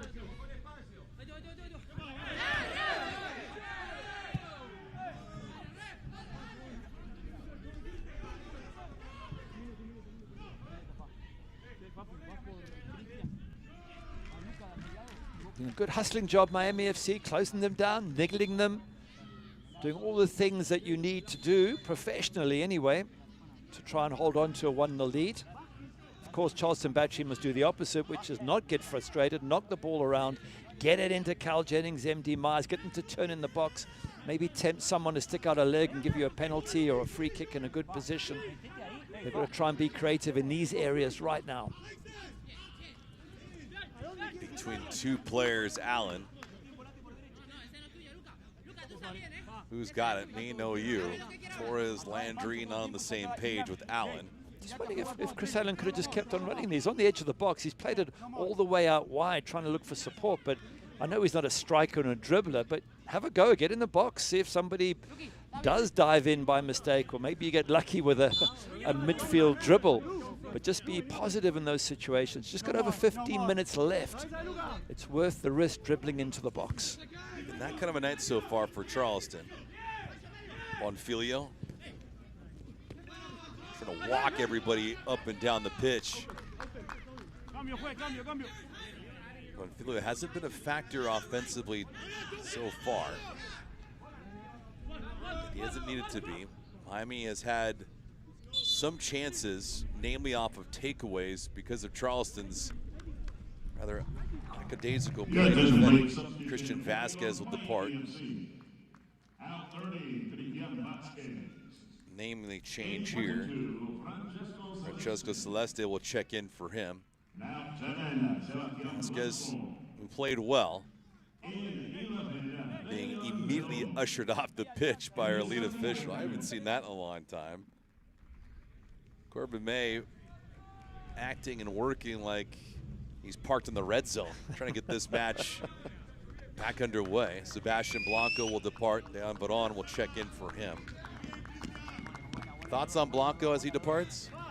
He's such a clever player. I mean, at his age, what is he, late 30s, probably can't do a full 90 that easily. Plus, you want to use him over the entire season. But he's done a good job. He had the assist for the goal, and he's got them in a great position where they can go on and get all 3 points. Romero waits for this to settle down. Bad ball. Fortunate enough that wasn't turned into an immediate fast break transition moment for Charleston Battery. Now Miami out of sorts.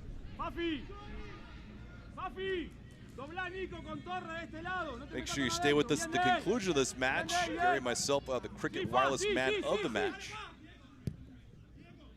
A couple of notable figures so far. Headlining it, Matias Romero with his first goal of the season.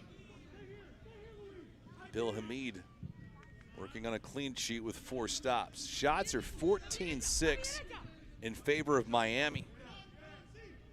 In the second half, they have outshot Charleston 7-1.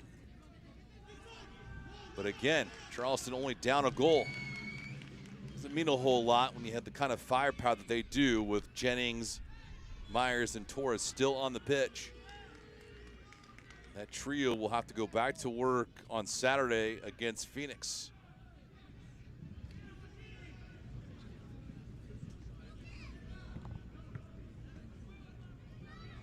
Ricketts with the throw in. Malloy, who gets dropped. Possession nearly getting even too in the second half for Miami, so they've weathered a couple mini flurries by Charleston.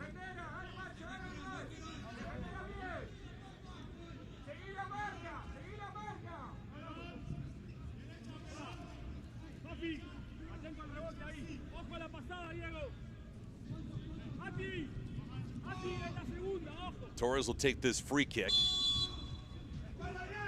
Torres, good strike. Akinyoti like a missile heads this ball away.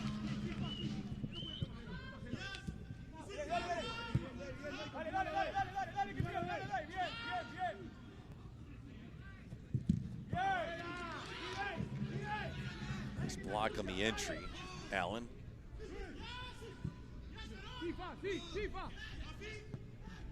Cisco Bonfilio trying to sniff one out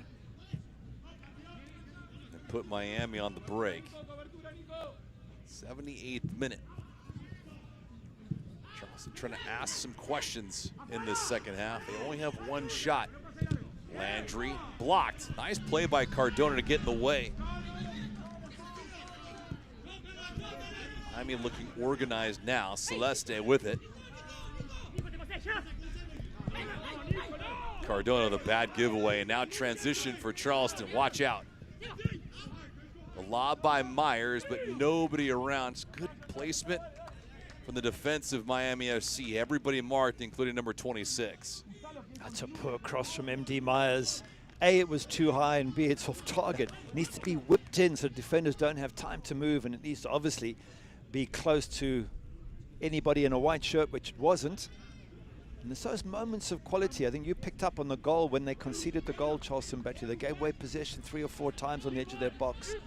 And then here in attack, bad ball into a position when you have attackers.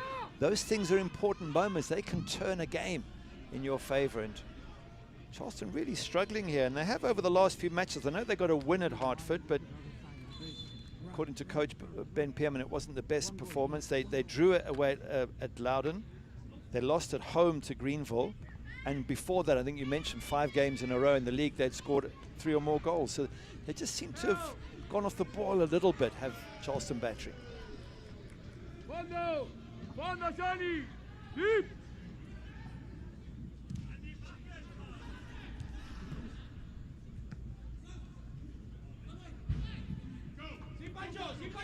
'80th minute. Charleston looking for a spark. Any way they can get it. Made multiple changes. Nice play by Bolo Akinyoti to wipe away Jennings. Big play by the veteran Cardona.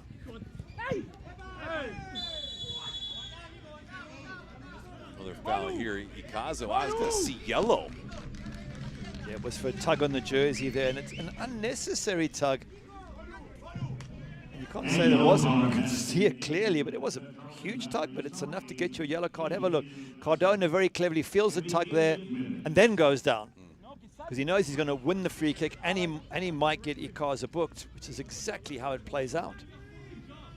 That's why I say this Miami side, they're a difficult side to break down when they get ahead. They're a very, very clever side. And in the live table now, they're sitting in 6th position, just a point behind Detroit, who they play on the weekend. They could find themselves right up there, just behind North Carolina in the the front sort of 4 or 5 teams if they hold on to this lead and go and win against Detroit. And that'll be a marker. Everybody else, especially if they win this, everybody else in the league will go, hang on a second, this is not the same Miami side we had last year. This is a proper team.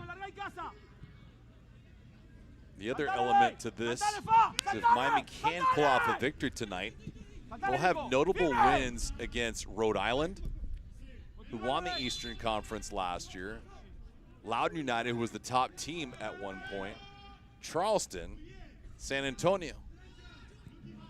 And then you have the tiebreaker element that if you're beating an Eastern Conference opponent, now you have at least one leg up.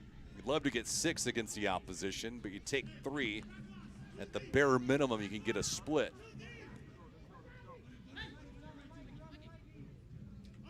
This is also a good match in a sense for Ben Pearman, because coaches will tell you the regular season is important. You want to win a playoff position, you want to get a home game, etc. But when it comes to the playoffs, it's about clean sheets. It's about playing against teams who just make it difficult to break them down. And that's exactly what Miami FC are doing here. And Ben Pearman will look at it and think, well, if this happens to us later in the year, in the playoffs, how do we break teams down? Good effort from Milano to converge. How much would you attribute playing a match like this in this stadium for the way that Charleston's performed? The environment, the way that weather is, this one for Jennings. It plays some part. It's never, oh, here's a chance. Nice move by Myers to the top of the box. He gave it up. Miami does reset and collects. Good defending again. But to answer your question, it's never easy traveling away from home. It's a different field, different environment, different weather, etc. You've been traveling. But they really have struggled here today, Charleston Battery. I expected a lot more from them in attack. And just haven't seen it. In the last match, when they played, they created a ton of chances. They haven't done what they did against Hartford. They haven't done here today. They really have only tested the goalkeeper once or twice. Michael Lawrence coming in for Francisco Bonfilio, who departs here in the 83rd minute. Has Charleston lacked passion tonight? It's difficult. It doesn't look like it. They've tried hard, but they have lacked something. And the only person who can really tell us would be Ben Pearman. They've put in a shift. Has it been as good a shift as they can do? Perhaps not. Have they underestimated Miami?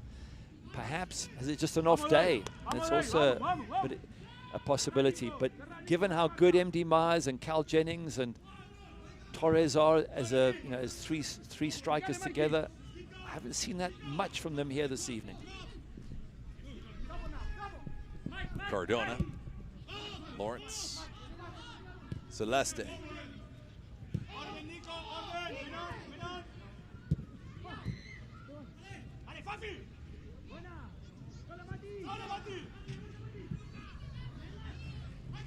Lob for Lawrence, can't get to it.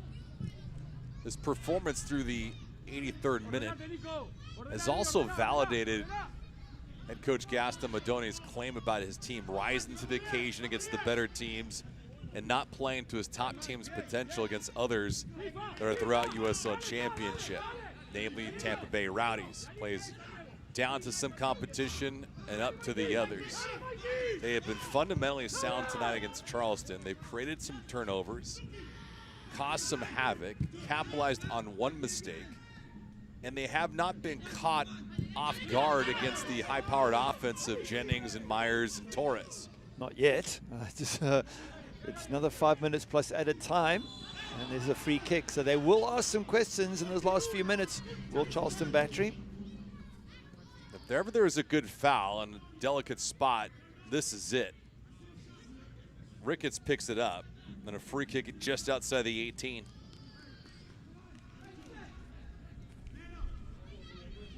Blackstock and Ricketts going toe-to-toe. Aaron Malloy will take this free kick just outside the 18.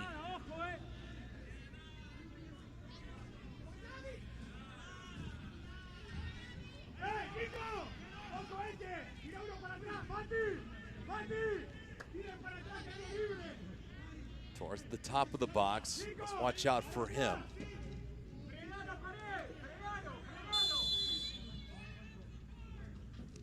Malloy, right on target. It goes off the crossbar. Well struck from Aaron Malloy. Inches away from finding an equalizer. Bill Hamid knows he escaped. Oh, this is a decent strike. It's got some pace in it, and the goalkeeper wasn't close. He was just busy watching. Have a look at Bill Hamid. He just watches that and thinks, I'm not getting there. If that dips under the crossbar, that's in. First huge break for Miami and Bill Hamid. Charleston got one in the opening half. Miami gets one here. Malloy off the crossbar, goes out of the field of play. Lawrence, good size and heavy on the ball. Helps win possession for Miami. Matias Romero in the 51st minute. Sebastian Blanco with the assist. Miami needed to stay on even footing in the opening half against Charleston.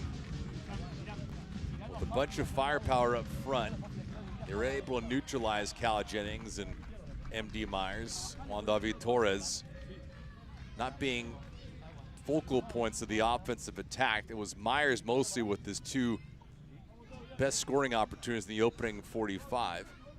Once Miami was able to settle into the game, they created some chances of their own, out shooting Charleston in the first half. Second half, more of the same. But Romero's goal off the takeaway gave them the lead, and that's where we stand in the 88th minute. It is an impressive performance so far from Miami FC. And their stats are better, even though they're defending a lead, which means you sit off a lot and the opposition get more shots. Their stats are still better than Charleston Batteries. Lucas Milano will depart. Tobias Zarate will come in for him. Milano had some chances. He does exit, having to play on caution with a yellow. Zarate, who started last week against Tampa Bay, now filling his shoes as a reserve, but like you mentioned, Gary, a full tank of gas. Yeah, they need that last few minutes just to run around, close Charleston Battery down. Just, your fellow players are running out of gas, and they need you to be that spark, to be that bright player who's first to the ball, first to the 50-50. And that's your job when you come on as a sub, just to raise the energy levels for all those who've been playing the entire match. Charleston unbeaten their last 9. That's at stake for them.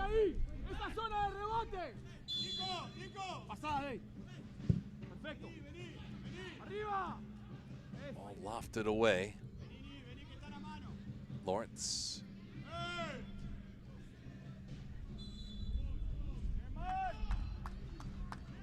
You can hear the coach. You can hear the coach's instructions being screamed from the touchline. Little roundabout where they keep pointing at each other, the players, until eventually someone comes and takes a throw in. Or just takes a few seconds off the clock.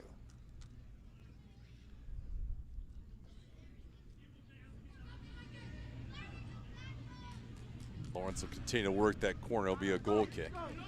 Charleston Battery right now facing what would be a clean sheet. They have scored in 17 regular season matches. A clean sheet against them, and it is rare for this team. As I said, it just hasn't been the normal standard of performance, and I'm sure Ben Pearman will be frustrated.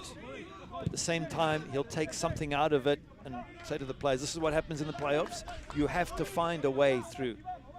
And yes, the goalkeeper might have made a fantastic save first half from M.D. Myers, but you'll get goalkeepers who do that. You've still got to find another way through, and they haven't been able to do that so far, Charleston. And Miami FC have just worked this clock down brilliantly for 30 minutes since they more or less went ahead.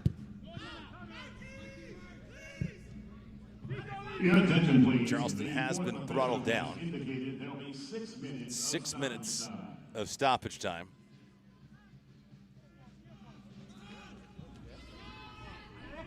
It rivals the performances of teams like Pittsburgh that clamp down the opposition and don't give you any life.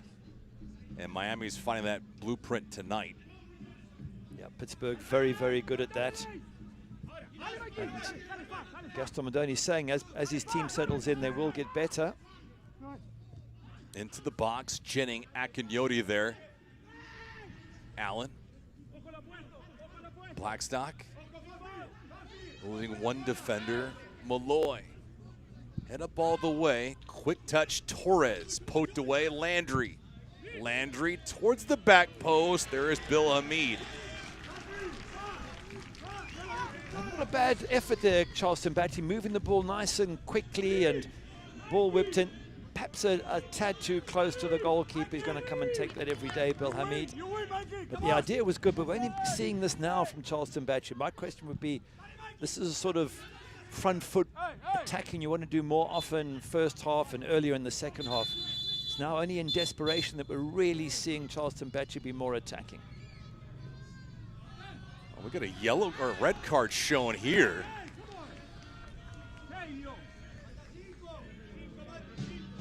The assistant coaches for Charleston Battery. How often do you see that? Your attention, please. A red card has been issued to the I'm not sure what for. Maybe it could have been something said to the fourth official from the bench. Either way, it doesn't really impact the game when assistant coaches get sent off a minute or two from time. But the referees have to protect themselves, and I assume that's what it is, for something said from the bench.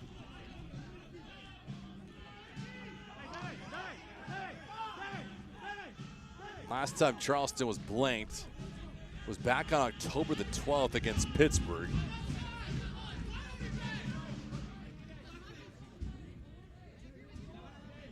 Just chewing up some valuable seconds off the clock, and the coaching staff for Charleston a bit puzzled. I think the referee adds it on. Ben Pearman saying, come on, let's get this going. So frustration all round for Charleston Battery here, but is there another one last chance in which they can take something away from Pitbull Stadium? Captured 9 points from a losing position. Unbeaten in 9. Scored in 17 straight. Streaks right now that are on the verge of collapsing.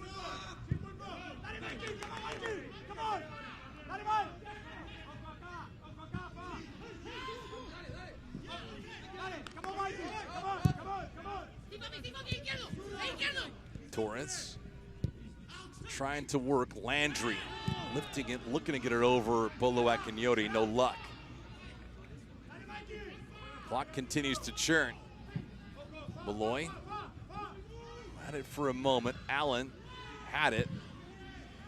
Cheeky with it, taken away, and Miami not looking to counter, just trying to get this thing in harm's way and bleed some clock. I'm just looking at touches in the opposition box for Charleston Battery, 9 all game. They really haven't got their key players into dangerous positions in the box. That is so unlike them, and I'm sure it's a huge frustration to Ben Pearman, who normally sees his team bombing forward and creating all sorts of problems in the opposition box. Hasn't happened here today. Deep breath from Gaston Madoni. He's nearly there. He's close. But it's a marathon, not a sprint. So regardless if he wins here tonight, he has to get right back to work tomorrow and prepare for Detroit.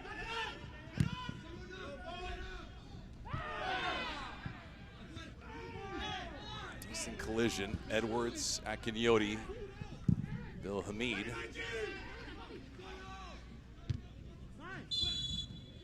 The way that Miami has played this match is a carbon copy of how they performed in the first half last week against Tampa Bay. The only problem is it wasn't a full 90.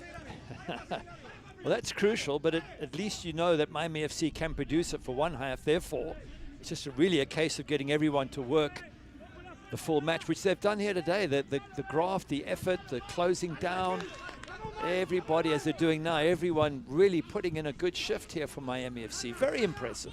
But on. Bad turnover. Landry. Top of the box. Allen with a move. Malloy. Blackstock and Torres trying to maneuver. This ball headed away. Celeste gets it out of trouble. Charleston working quickly. Landry. Allen. Towards the center of that box, steered away by Miami. Zamudio comes all the way out. A couple players that were a mile offside for Charleston. To no fault of their own, Zamudio just playing that ball too quickly. Well, also Miami FC pushing up quickly, and that's where Charleston Battery need to get out. They need to follow the defenders, but good defensive work on the likes of Knudsen and Akinyoti and the rest. They pushed up nice and quickly, got the free kick for the offside. They can take their time, get a breather, and just see out these last few minutes, whatever the referee's going to add on.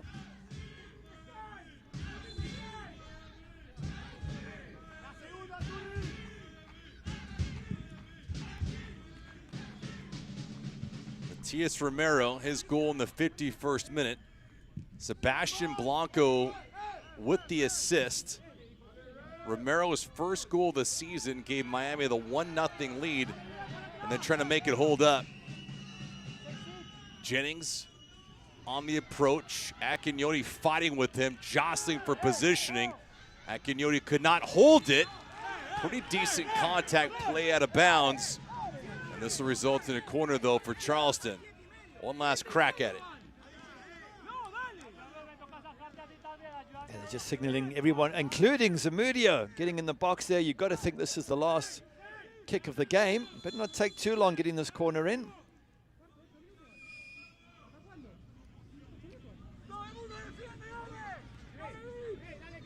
We're beyond the 6 minutes of stoppage time. That was declared. Torres will take it. Torres bending it around. Jennings can't get to it. It goes out of bounds. They're going to say it goes off of a member of Miami. So a mulligan. More discussion, more arguments, more players shuffling around. Zamudio looking for his place to see if he can be a goalkeeper who gets the equalizer. Torres again bending away. The header missed. Malloy's cracked. That shot's blocked by Lawrence. Lawrence retrieves it. Gets this thing in a harm's way, and that will do it from South Florida. Miami with another upset on the year. This one at the hands of the Charleston Battery. And look at that smile on Gaston Madoni's face. No wonder. It was a brilliant performance from his team. Good goals scored, but great defensive work. They gave Charleston Battery hardly anything to work with. That's some of the smallest stats in terms of attack that I've seen Charleston Battery post for a long, long time. And it's because of the hard work from every one of those players and a smashing goal from Romero. 9-game unbeaten streak comes crashing to a halt for Charleston Battery.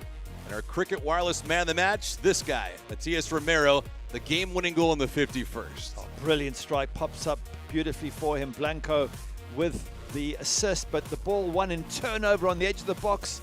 And that was where they got punished, Charleston Battery. What a good finish. They had chances themselves, 1 or 2, Charleston Battery, especially MD Myers first half, but a really important save from Bill Hamid to keep that clean sheet. His clean sheet, his second of the year, 4 stops on the night. Post-game show, stats, highlights, and all that right around the corner.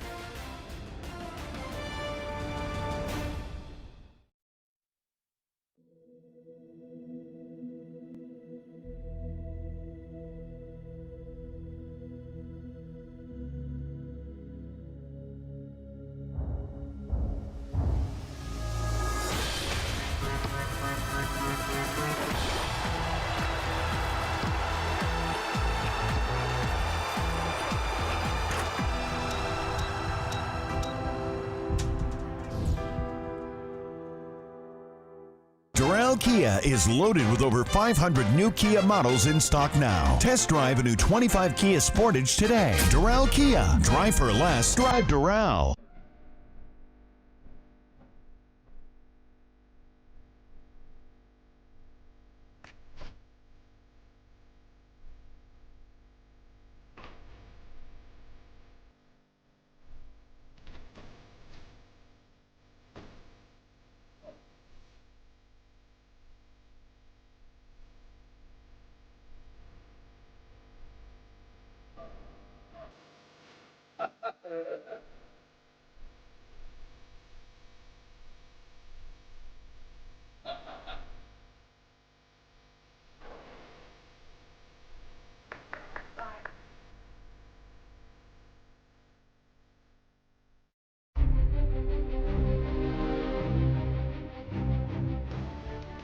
Back here from South Florida with Gary Bailey, I'm David Gascon, putting a bow on this thing. Miami FC pulls off another shocker, this time at home against Charleston Battery. Bill Hamid passing out some high fives, some low fives, and of course some autographs to the youngsters.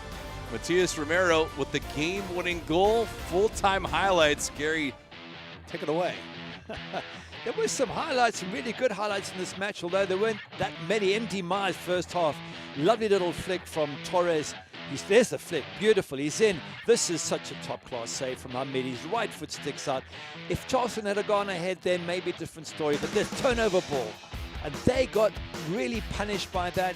It's a lovely ball back from Blanco to Romero, hits it right in the top corner. Nothing Zamudio could do. And once they had the lead, it was so difficult for Charleston Battery to create any good chances. Shocking as it was for Romero to get on the board, his first goal of the season, he didn't have a lot of noise from Charleston Battery, but the 86th minute, this shot off the crossbar, their best threat in half number 2. But all in all, Bill Hamid, he had some support all the way across the pitch. That was a great defensive performance from Miami FC. You can see 1/3 of the possession, playing more on the counter-attack, but they get 14 shots versus 7 from 1/3 of the possession. Bill Hamid did really well. Best chance second half goes to Aaron Malloy, not to MD Myers or Cal Jennings or Juan David Torres. They were all shut down by a fantastic Miami FC defensive performance. Miami improves their record to 5-6-1, good for 16 points. Charleston Battery falls to 9-3-1. Their 9-game winning streak, or 9-game unbeaten streak, comes to a close, and also their 17-game scoring streak also comes to a crashing halt in South Florida. For my broadcast partner, Gary Bailey, I'm David Gascon. Hope you enjoyed this one. We'll catch you again this weekend when Miami goes to Detroit. Have a good week, everyone. So long. This copyrighted telecast of the United Soccer League cannot be retransmitted, rebroadcast, or reproduced without the express written consent of the United Soccer League.